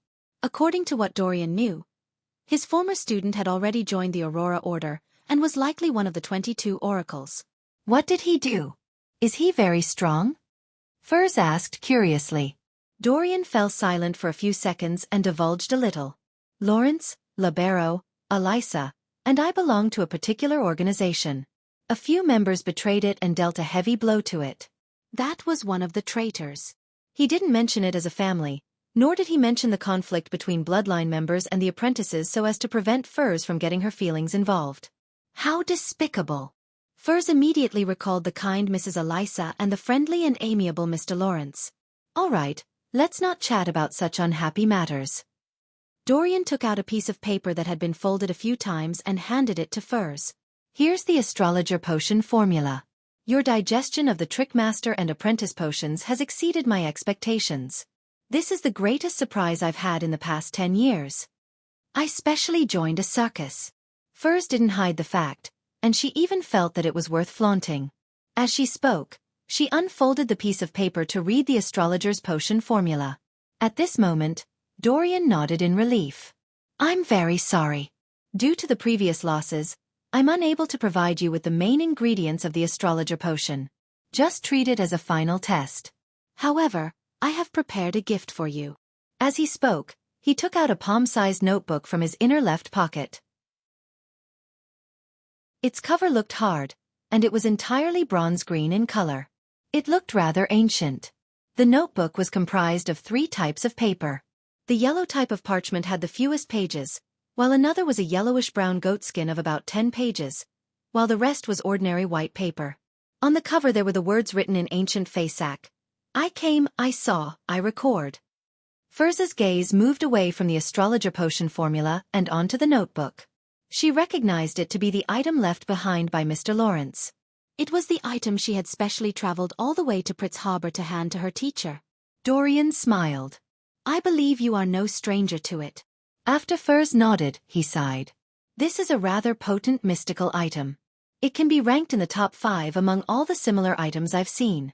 This doesn't mean that it's more impressive than the ones ranked after it, but it's simply because the negative effects are the easiest to resolve.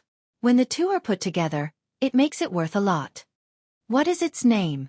What negative side effects does it have? Furs couldn't disguise her excitement and agitation. Dorian caressed the notebook's cover and said, It's called Laymanos Travels, but we prefer calling it Laymanos Spellbook. While this spellbook will expose you to more kinds of Beyonder powers, it can also allow you to record them. It will be materialized onto a particular page for long-term storage. You can use it at any time, but remember, the corresponding page will become blank again with each use, awaiting your next record. It sounds amazing. Furs felt as though she was dreaming. I can record any Beyonder powers I see and use them once? Isn't this another kind of shepherd? The shepherd mentioned by Little Sun. Yes, it's only limited to a single prepared battle. I wonder if I can record the Beyonder powers of a demigod. If it's possible, in a prepared battle, I'll be even stronger than a shepherd. Dorian seemed to read her mind as he explained in detail. It can be said so. It corresponds to a sequence 6 scribe of the apprentice pathway. It's not guaranteed that a Beyonder power that is higher than this sequence can be recorded. There's a chance of failure. The greater the gap, the greater the chance of failure. Furthermore, the effects will be halved. According to the experience of past users, while chances of success against a sequence 5's Beyonder powers is considerably high, once it reaches sequence 4, which is the level of a demigod, it becomes relatively difficult. There might not be a single instance of success within 10 attempts. And I believe no demigod will cast it again and again for you. If it's an enemy, they would have killed you 10 times over. Do you see these? The yellow parchment is specifically used to record Beyonder powers with godhood. There are a total of 3 pages, which is to say that even if you are very lucky, all you can record is 3 demigod Beyonder powers, and you can only use them each once. Although it appears to have many restrictions, making it impossible to fully produce the traveling notebook's might, it isn't an obstacle for 2 types of people.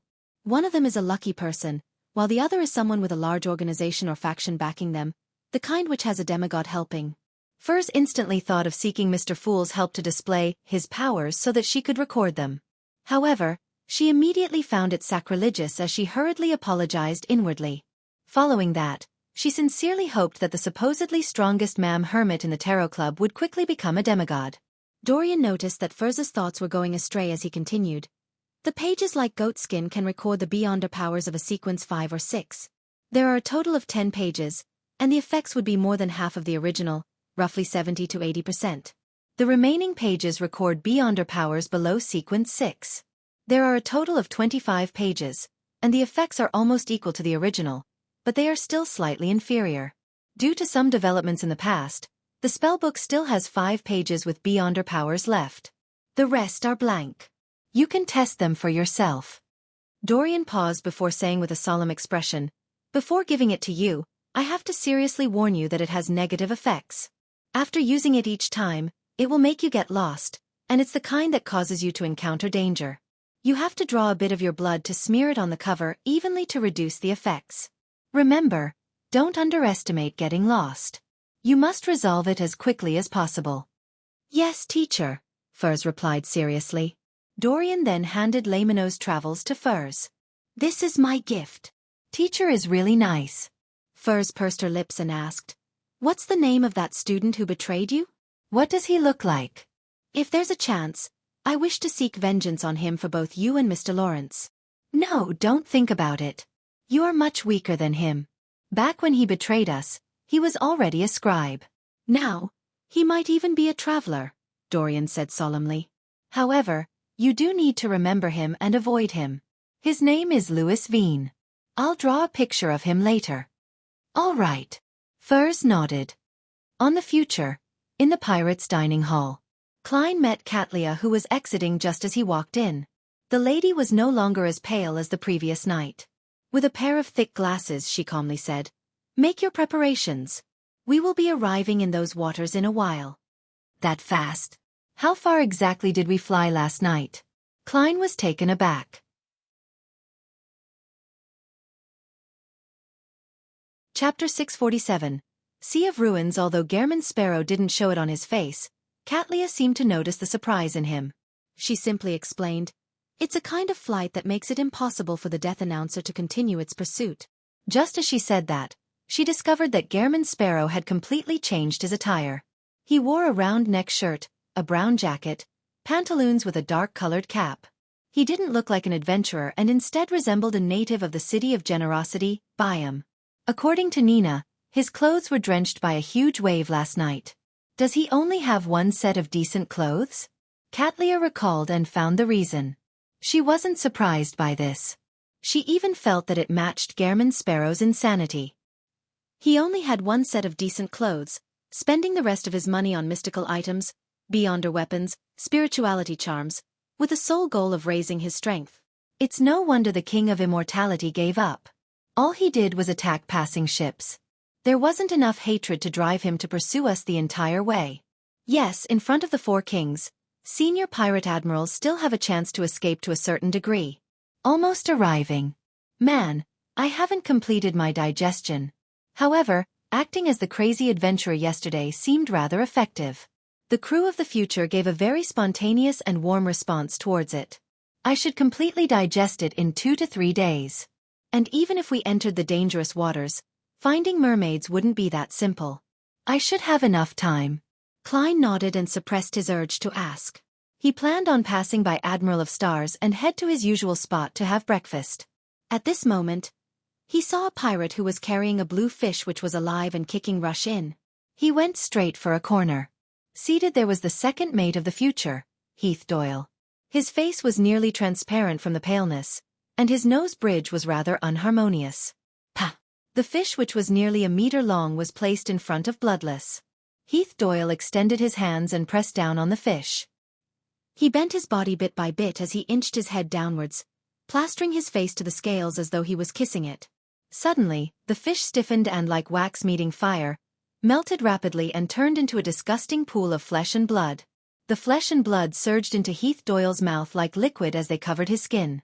Amidst the horrendous sight of the squirming, the fish and all the bones, flesh and blood vanished. Nothing was left behind as Heath Doyle's face appeared very clean. All that was left was the bright red color on his lips like a blooming rose. Rose Bishop. The name of the sequence surfaced in Klein's mind. Katlia, who was beside him, also saw the scene as she nudged her glasses. Every Rose Bishop needs to replenish themselves with enough blood and flesh.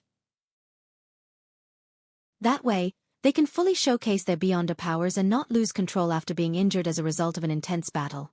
Her lips curled slightly as she added, however, the lunatics from the Aurora Order have an inclination towards human flesh and blood. Actually, substitutes would work fine.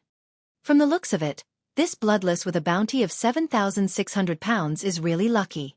On the one hand, he's lucky to achieve Sequence 6 at once without any abnormalities or losing control. On the other hand, joining Admiral of Stars' pirate crew is another.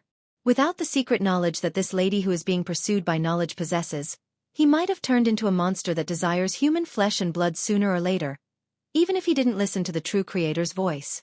Klein sighed silently. He was increasingly convinced that the secret suppliant pathway, which was also the shepherd pathway, was the beyonder pathway which was the easiest to lose control and turn mad. Nothing came close. Even the abyss pathway, which represented evil, was slightly lacking. Klein retracted his gaze, and just as he was about to take a step forward, the entire ship jolted. In an instant, the scene ahead of the future naturally surfaced in Klein's mind. The blue sea was being separated by a gigantic crack as infinite amounts of seawater plummeted down into bottomless darkness like a waterfall. This scene was magnificent and mystical. It made one suspect if they weren't on Earth. Whoosh! The future wasn't able to stop in time as it rushed to the edge and quickly plummeted. Bang! Bang! Bang! All the pirates in the dining hall flew up and slammed into the ceiling. Toast, white bread, butter, margarine, beer, and roasted fish flew around at random without settling down. Klein also lost his balance as he couldn't help but be thrown towards the ceiling. He extended his palm in time and pressed upwards, quickly adjusting his posture like an acrobatic act, allowing him to look less pathetic. Not far away, Nina showcased her stunning balance. With the help of the ceiling, she maintained her posture. Perhaps intentionally or unintentionally, she extended her feet and kicked Frank to send the poison expert flying diagonally to a beer barrel, drenching him with pale yellow liquid. At this moment, the most casual and unfazed person was Katlia.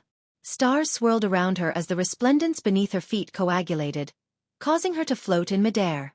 She wasn't affected by the sudden dip. Apart from her, Bloodless was the least pathetic. At some point in time, this rose bishop had blended into the shadows and disappeared. With the future about to plummet into the bottomless crevice, a plume of water surged up suddenly. It held up the ship and threw it high into the air and towards the other edge. After momentarily floating in the air, Klein believed that the future had landed stably on the surface of the sea. Once again, the charm from the sea god domain, which he held tightly in his right hand, wasn't used. At that moment, the sunlight outside the window shone inside, illuminating the mess inside the dining hall. Klein, who had long regained his balance, briskly walked to the window and saw that the endless sea seemed to be burning with golden flames. It appeared to have been noon the entire time. It was only morning moments ago. Klein looked up and narrowed his eyes to see that the sky was filled with sunlight. There were no clouds nor the sun, just a swath of golden rays. It's no wonder Rhodes's description of this place is that it's no longer a real ocean, but a relic of a war between the gods. As he swept his gaze, he discovered nearby ruins which were diagonally ahead. The ruins were mostly covered by seawater. Protruding out from the surface was gray stones and stone columns that formed a peak. At the top was a dome-like object. From its angle, it was able to hold up quite a large area of space. The ruins were definitely massive in the first place.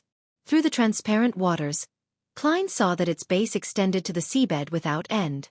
These are extremely dangerous waters. At some point in time, Katlia came beside him. Klein turned his head over and waited for her to continue. Katlia's gaze was cast forward as she said somewhat wistfully, "I haven't been here many times.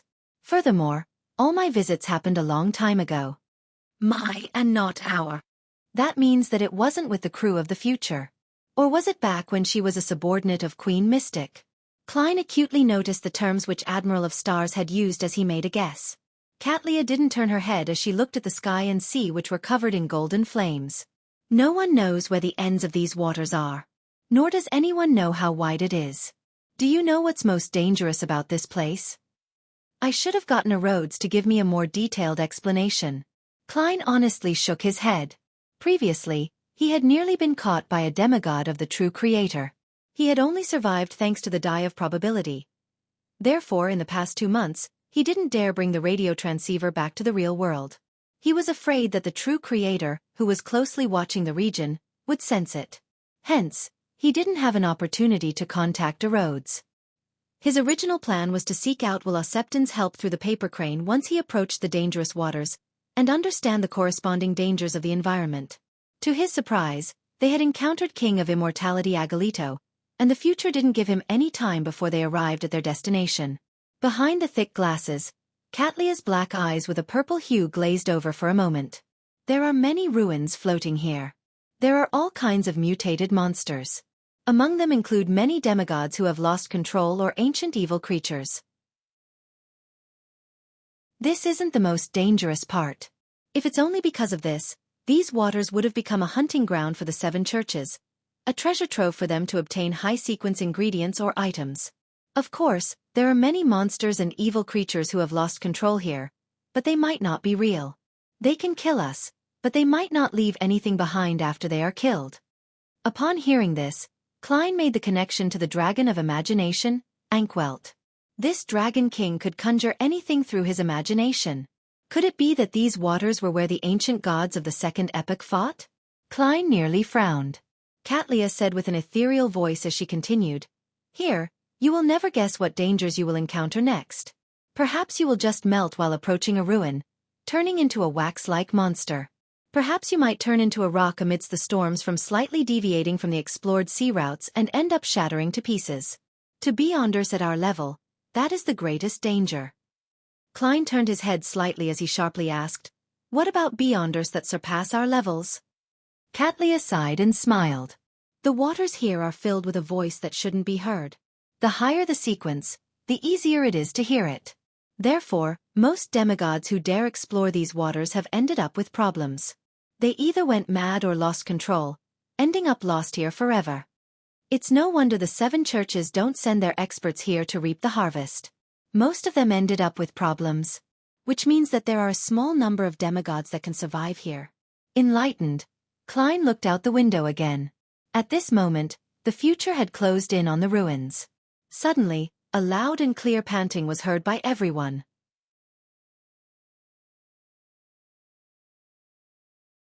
Chapter 648. Noon and Night Whoosh. Gasp! The loud panting sounds entered Klein's ears in a slow and rhythmic manner. It left a chill running down his spine as he felt an inexplicable sense of horror, but he didn't feel any dangerous foreboding. It wasn't only him. Katlia, Frank Lee, and the other pirates also heard the panting sounds. They either turned their heads, looked outside, raised their weapons, or were on high alert, showcasing their rich experience. After trying to discern the source, Klein discovered that the intense panting stemmed from the ruin ahead of them. It originated from a spot between the peak made of stones and stone columns.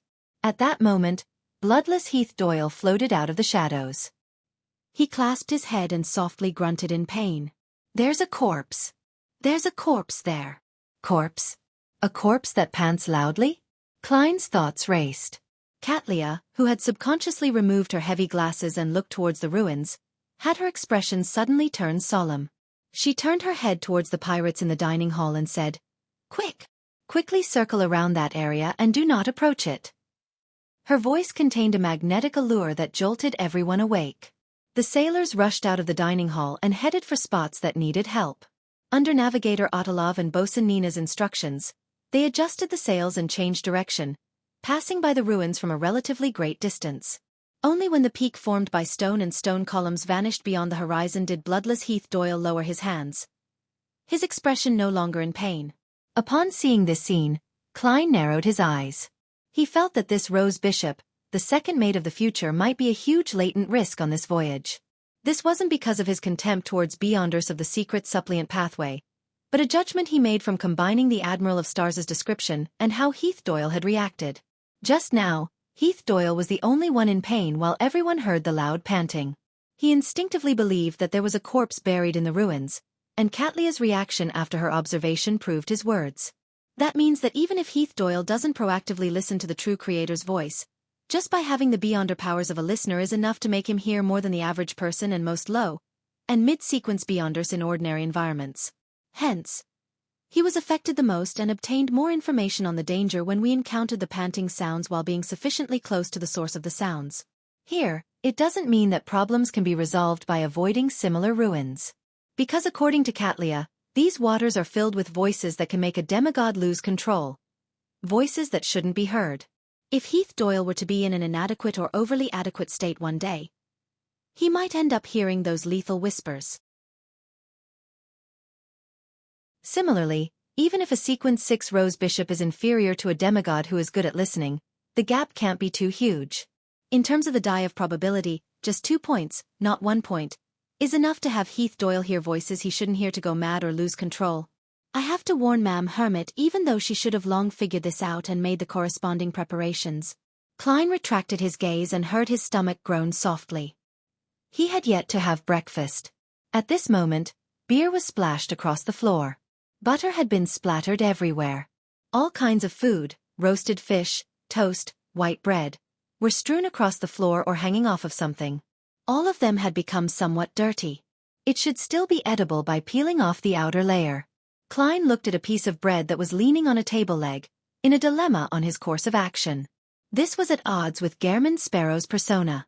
When he decided to wait for lunch, Katlia instructed the chef, "Prepare breakfast for the rest once more. Leave this to Frank. Perhaps he has uses for it." For the rearing of monsters?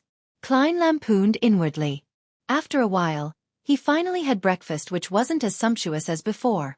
It was a smoked pork sausage and 2 utterly burnt toast, as well as a cup of unsedated light beer that was treated as water. Due to them traveling through very dangerous waters with the possibilities of mishaps happening at every turn, Klein showcased his eating skills from back when he was studying in college. He only spent 1 to 2 minutes to finish the breakfast just like he did back in his college's mess hall. He left the pirates' dining hall and came to the deck. He was having an after-meal stroll while also observing his environment. At that moment, the sea still appeared as though it was illuminated by a midday sun as it was colored gold. Klein stopped and looked into the distance and saw a point of light ahead expanding. Under the sun's illumination, the point of light was producing coruscating, multicolored lusters due to the refraction. It was like a gigantic and transparent gem. As the future continued forging ahead, the point of light gradually revealed itself. It first parted before becoming clear. It was comprised of 4 gigantic columns made of pure diamond. They were like legendary columns that held up the sea. They extended downwards and stably stood there, holding up a sizable floating island. Above the floating island, the soil was charred black without any hint of greenery. In its depths, the lights had such an abnormal brightness that it outshone the midday sky. Suddenly, there was a long screech that was emitted from the island. It was loud and unrestrained, but it gave people a hair-raising sense of danger. Before long, Klein heard the galloping sounds of horses as he saw 2 steeds that seemed to be tempered from gold rush out of the floating island. Behind it was a beautiful chariot which was similarly made from gold. At this moment, Katlia's voice was amplified as she hurriedly had it resound in every corner of the future. "Look down. Don't look at it." Klein was never one to put on a brave front. He subconsciously lowered his head upon hearing those words and looked at his leather boots. He noticed that the sunlight which illuminated the deck was becoming brighter before it dimmed and was rapidly restored to its former brilliance. "It's all right now." Katlia's voice sounded in the ship again without any obvious emotional fluctuations. Only then did Klein look up. He discovered that the 2 steeds tempered from gold and the beautiful chariot they pulled behind it had vanished. The diamond pillar silently supported the floating island as resplendent glows swirled around it. What a huge diamond! What a strange floating island! What would happen if I hadn't lowered my head and had watched the golden chariot charge forward? Klein looked around as he suddenly frowned. A pirate who stood about 7 to 8 meters away from him had already vanished. Standing there were 2 pitch-black footprints. Looking at the ashes floating in midair, Klein vaguely knew the outcome of not lowering his head. Thankfully, Admiral of Stars has been here a few times in the past. She knows what to avoid and when to bow her head. If I had hired Mr. Hanged Man, even if he was the one steering the ghost ship, we might have already been wiped out by now. No, if the future hadn't arrived at its destination ahead of time without giving me any time to prepare, I would have long sought out Will Septon's advice. A magician never performs unprepared. Besides, if I had hired Mr. Hanged Man, I definitely would have purchased the relevant information from Ma'am Hermit. Klein first sighed before recovering his calm. He didn't suggest visiting the floating island to explore it. He left the future to pass it by and head forward. In the rest of the time, the sea was like the outer world. There were only the undulating waves, the vastness, silence, and endlessness. Klein occasionally saw fire embers floating on the surface of the sea, but he didn't find any signs of marine creatures, including mermaids. Time ticked by, and lunch was soon underway. Just as Klein was about to leave the deck for the dining hall, he suddenly realized that his surroundings had darkened. The sky, which had remained in a midday state, no longer had any sunlight as it was covered in rich darkness. This change was so sudden and fast that Klein's first reaction was to wonder who had switched off the lights. Silently, the future was covered in a layer of resplendent stars that illuminated paths in every direction. Katlia's voice that contained a magnetic allure was once again magnified as it resounded in everyone's ears. Return to your room or find any corner you can and make yourself fall asleep. Then, wait until you wake up naturally. Puzzled, Frank Lee asked loudly, "What will happen if I don't sleep?" At that moment, his voice boomed like a speaking bear. Katlia stood behind the window of the captain's cabin and said, "When we wake up, we will find you gone, never to be found again." The night here is that terrifying? Klein was curious, but he had no thoughts of attempting to stay awake. He returned to his room, and using the starlight which hadn't been extinguished on the future, he unfolded a paper crane and picked up a pencil to quickly write, "What should be taken note of when traveling to the dangerous waters on the easternmost front of the Sonia Sea? Where can I find mermaids there?" Putting down the pencil, he folded the crane. Without taking off his coat, he lay in bed and, with the help of cogitation, quickly fell asleep. In a hazy world, he suddenly jolted awake, clearly knowing that he was dreaming. No one is infiltrating it. Klein surveyed his surroundings and found himself on a mountaintop. Behind him and to his sides were black, cloister-like buildings. Ahead of him was a withered tree and a protruding boulder. On top of the boulder, Katlia sat alone. She hugged her knees and leaned her body forward as she stared at the mountain opposite them. She was still dressed in the black classical robe that exuded an air of mystery. Her expression wore an indescribable look of confusion. At that moment, she didn't move at all. It was as though she was a stone sculpture. Why is she in my dream? Klein took a few steps forward and leaped onto a boulder. Before he could ask, he was stunned by the vast scene before his eyes. It was a feeling that struck a blow to his body and soul. In front of the boulder was a bottomless cliff, and across the cliff was a mountain which was covered with countless palaces, spires, and majestic city walls. These buildings were opulent and stacked in circles. Just one of them was abnormally huge and didn't resemble a human's residence. Combined together, it had an indescribable sense of epic proportions that seemed legendary or mythical. The sun hung far away as it cast the colors of the sunset onto the city as the light seemed to be frozen. "This is a dream shared by all of us," Katlia continued, sitting there, hugging her legs as she said, as though she was in a reverie. Chapter 649. Black Cloister, a dream shared by everyone? Klein repeated Katlia's words inwardly as he slowly realized the situation he was in. Nighttime in these dangerous waters would connect the dreams of all living creatures. And any creature that didn't sleep would lack the necessary protection, as their soul bodies weren't in the dream. As such, they would suffer an unknown attack. As for why such an attack would lead to one's disappearance and not instant death, Klein, who hadn't actually experienced it, had no grounds for speculation. As his thoughts raced, Klein retracted his gaze from Katlia's body, recasting them onto the magnificent city on the opposite cliff. He thought out of curiosity. If this world can really be formed from the connection of dreams from all the local creatures, who could have imagined such an unimaginable city? He observed for a few seconds before asking, "What is its name? What's the name of this city that can only exist in myths and legends?" Katlia stared ahead in a daze as she spoke, as though she was in a reverie. "No idea. There will be a chance of seeing it every time we enter the dream, but it's impossible to approach. She said that it resembles the Great Twilight Hall in Fasak. She likely has her own guesses, but she has never told me." "She?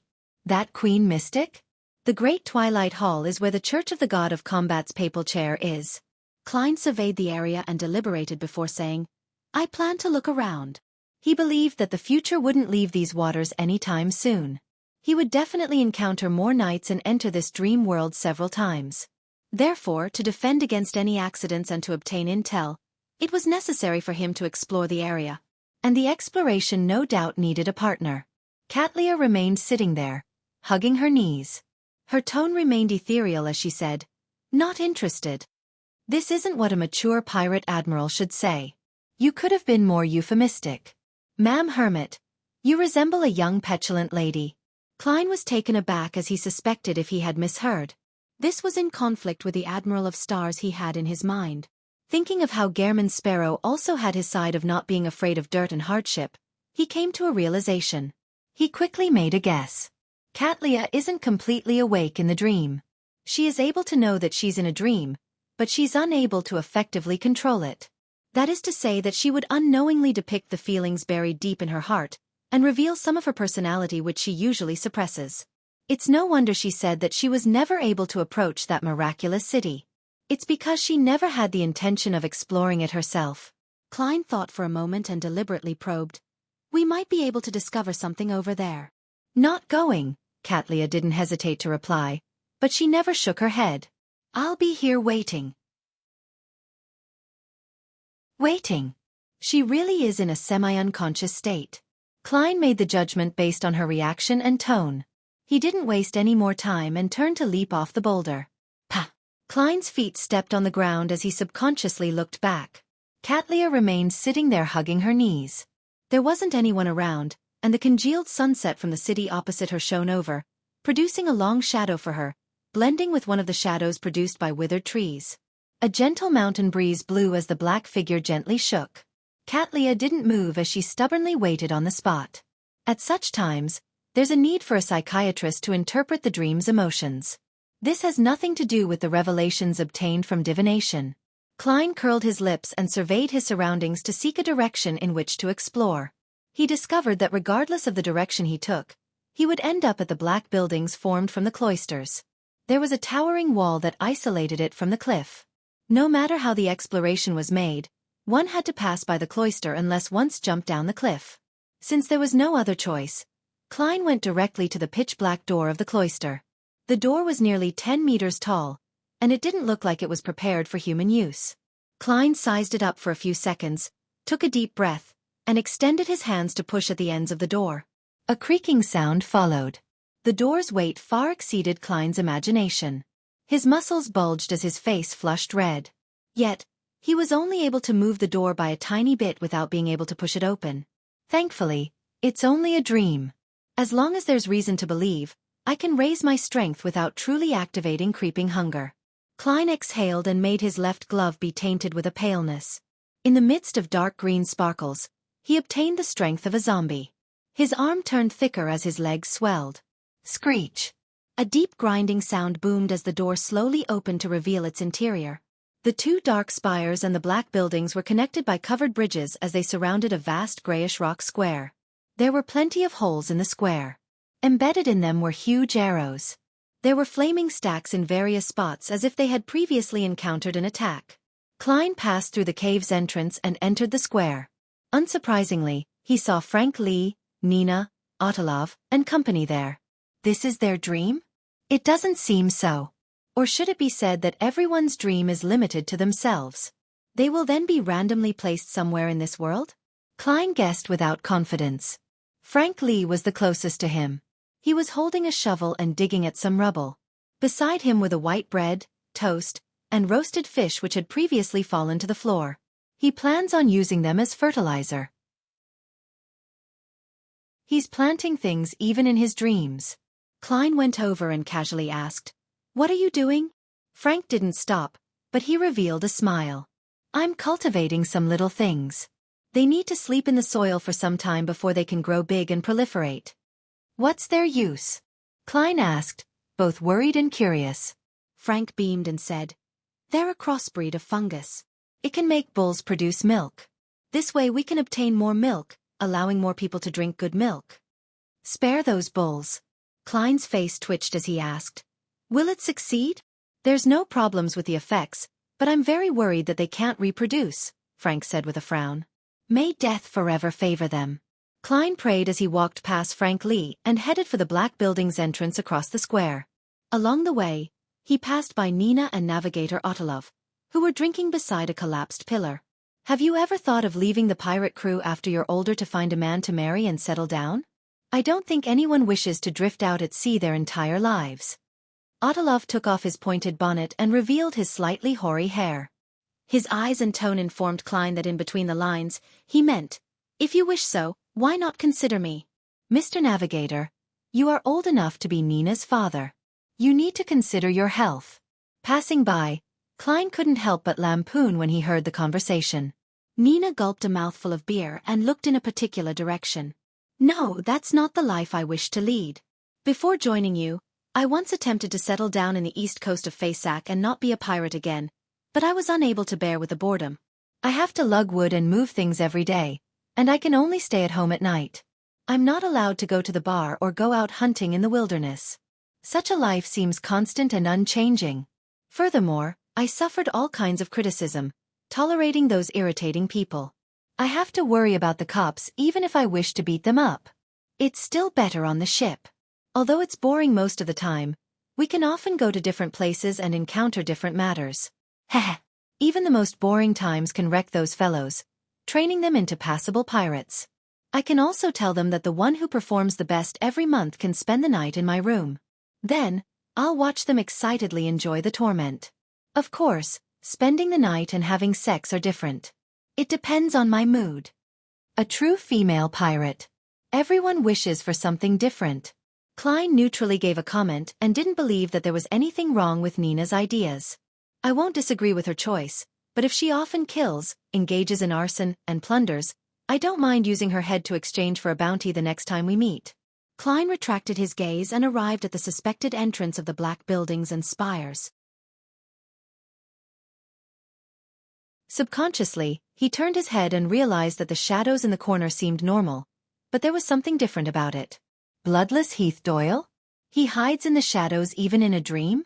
According to my limited knowledge of psychology, this is a result of greatly lacking a sense of security. Klein pushed another door which was similarly almost 10 meters tall. Amidst the grinding sounds, his gaze suddenly froze. Behind the door was a vast hall which had 2 rows of stone pillars supporting it. The hall was abnormally dark without any candlelight. As the main door opened, the light from outside shone in, lighting up the interior to make it clear. Klein saw that there were murals of various colors, with gold being the main color of choice on the dome. They were connected to one another without any gaps. It gave him a magnificent and sacred feeling. Thump, thump, thump.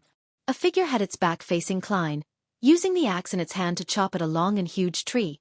Its motives were unknown. The figure was dressed in a white shirt and a black vest. It didn't look like any of the pirates on the ship. There's someone else in these waters? Or could it be the mysterious pair of eyes that had been observing the deck and me? Klein's heart sank as he slowed down. He warily approached and came to the figure's side where he discerned the figure. It was a man who looked young. He had blonde short hair that was split 70-30. His emerald green eyes looked focused and serious. What are you doing? What is this place? Klein carefully asked. He intuitively believed that the person wasn't the owner of the mysterious eyes. The young man raised his hand to touch his earlobes without turning his head. Why are you asking these questions? My ship has sunk, and I'm busy making a canoe for myself. I don't have time to speak to you. Klein thought before asking, Who are you? Who am I? I'm the unlucky Anderson. Ever since I saw that mural, I've been plagued with bad luck. The young man pointed in a direction. Tracing his finger, Klein saw a mural. The mural depicted a sea of fire that split in the middle to produce a path. On the path there was a long line of people. The members either held their heads low with pious devotion or prostrated to the ground. Their destination was in the depths of the sea. Their leader was a lanky man with long silver hair. His facial features were mild and his eyes were tightly closed. On his back were layered wings. Klein's pupils constricted suddenly. He recognized the leader on the mural. It was the angel of fate which Little Sun had once depicted. It was the tail devourer, Ouroboros.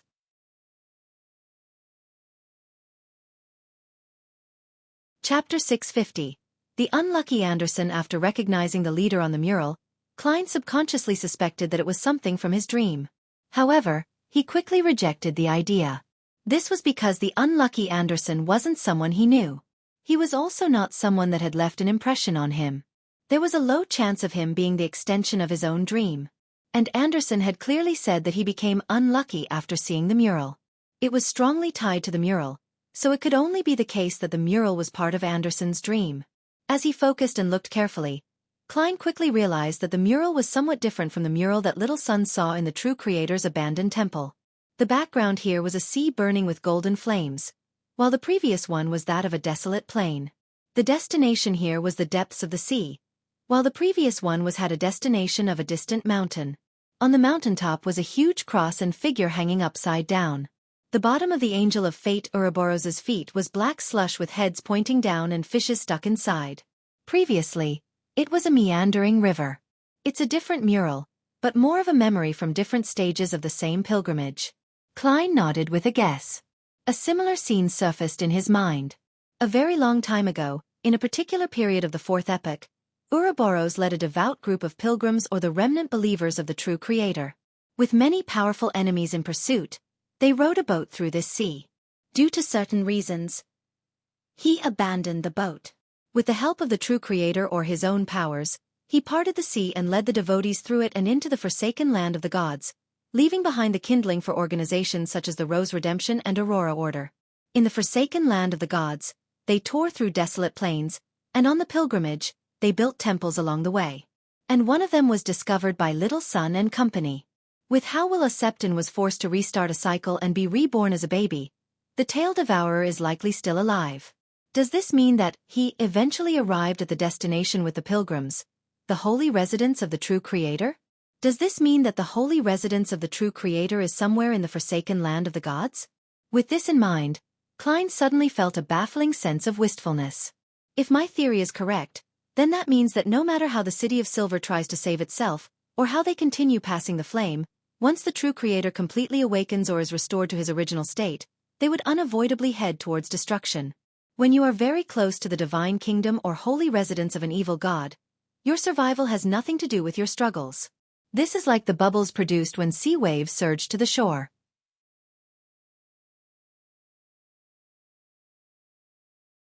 I'm a treasure hunter. So tell me, why would I be here? Treasure hunter, Klein casually asked. There's treasure here? Anderson continued busying himself with the creation of the so-called canoe. His voice suddenly turned deep. There are treasures everywhere in these waters. As long as you obtain it successfully and leave alive. That's true. But the problem is that it's very dangerous if one isn't a demigod. But it's even more dangerous for a demigod to be here. Klein looked into the hall's depths and asked, Do you know where this place is? Anderson traced his gaze and said, I don't know. At least a third of my companions formed a team and headed in to explore. But they never returned. Are you referring to the real world or the dream world? Klein asked with a clear line of thought. Bang! After the axe landed, Anderson laughed. Of course it's in the real world. The ones that proceeded to explore the dream are the other third of my companions. They similarly didn't return. Klein inhaled as he thought. Where are their bodies in the real world? They have mutated into monsters. They killed off quite a number of my companions. Anderson raised his axe and cleaved down. Clang! Amidst a crisp sound, his axe broke into two. As the crack was towards the back, the fragment immediately shot at him. Anderson's right chest and abdomen immediately bled like a spewing fountain. He held his left hand to his wound and looked up at Klein. Smiling bitterly, he said, I told you I was plagued with bad luck ever since I saw that mural. Thankfully, this isn't considered too unlucky. At the very least, they didn't destroy my ordinarily handsome face. Are such descriptive terms supposed to be used that way? Klein looked at Anderson quickly pull out the fragments from his body as he handled the wound and consumed some medicine. He discovered that Anderson was unfazed, and the skill involved in his actions meant that he had already gotten accustomed to it. Klein had a single hand in his pocket as he played with the coins in it. After some deliberation he asked, When your companions began the exploration, were you part of the group that stayed behind to study the mural? Anderson was taken aback as he inserted his medicine bag into his belt and wiped his mouth. No, I was part of the group that did the exploration. As he spoke, he grinned and revealed a genial smile. This. Klein's pupils constricted as he bent his back slightly and raised his left palm. At this moment, blinding sunlight illuminated everything in a dazzling white. Then it dimmed and vanished. Klein naturally opened his eyes and discovered that the outside had been restored to the midday state. He took out the pocket watch in his inner pocket and opened it. Only half an hour passed. This night is rather short. That unlucky Anderson looked very normal, but who knew that he was that terrifying? Rolling to his feet, Klein suddenly recalled something. Snake of Fate Will Septon had yet to reply to him. As everyone's dream had been pulled into the world without the connection of the spirit world, he was unable to locate me? Or did he sense Ouroboros's aura and didn't dare come close? Or could there be something problematic with these waters to begin with? As his thoughts whirled, Klein decided to verify it. As for how it could be verified, the method was simple. He could sleep again while it was still noon. However, he wasn't in a rush to do so. This was because he wasn't sure if there were any taboos about sleeping in the day. Wearing his cap, Klein came outside the captain's cabin and knocked on the door.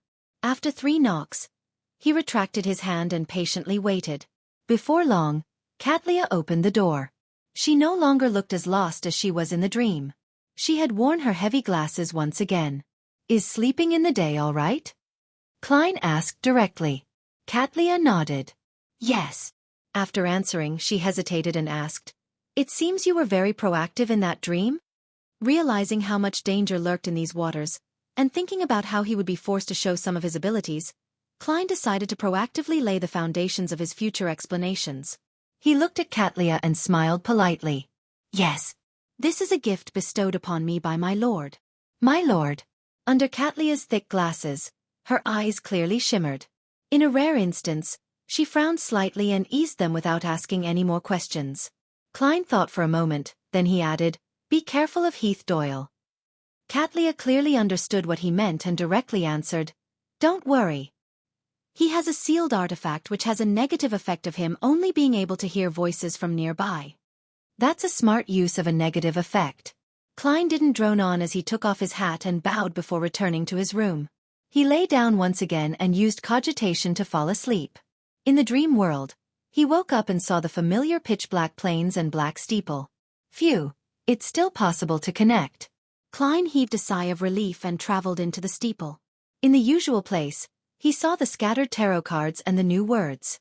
There's plenty of dangers there, the most dangerous being the dream that happens when night falls. It isn't about the disappearances if you do not sleep, but there's one thing to remember. Do not explore that dream. Absolutely do not explore that dream. Since there's not enough space, I won't explain why. Alright, it's just a joke.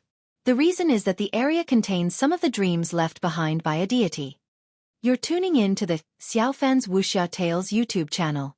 Don't forget to subscribe and join us on this journey to catch the most captivating stories.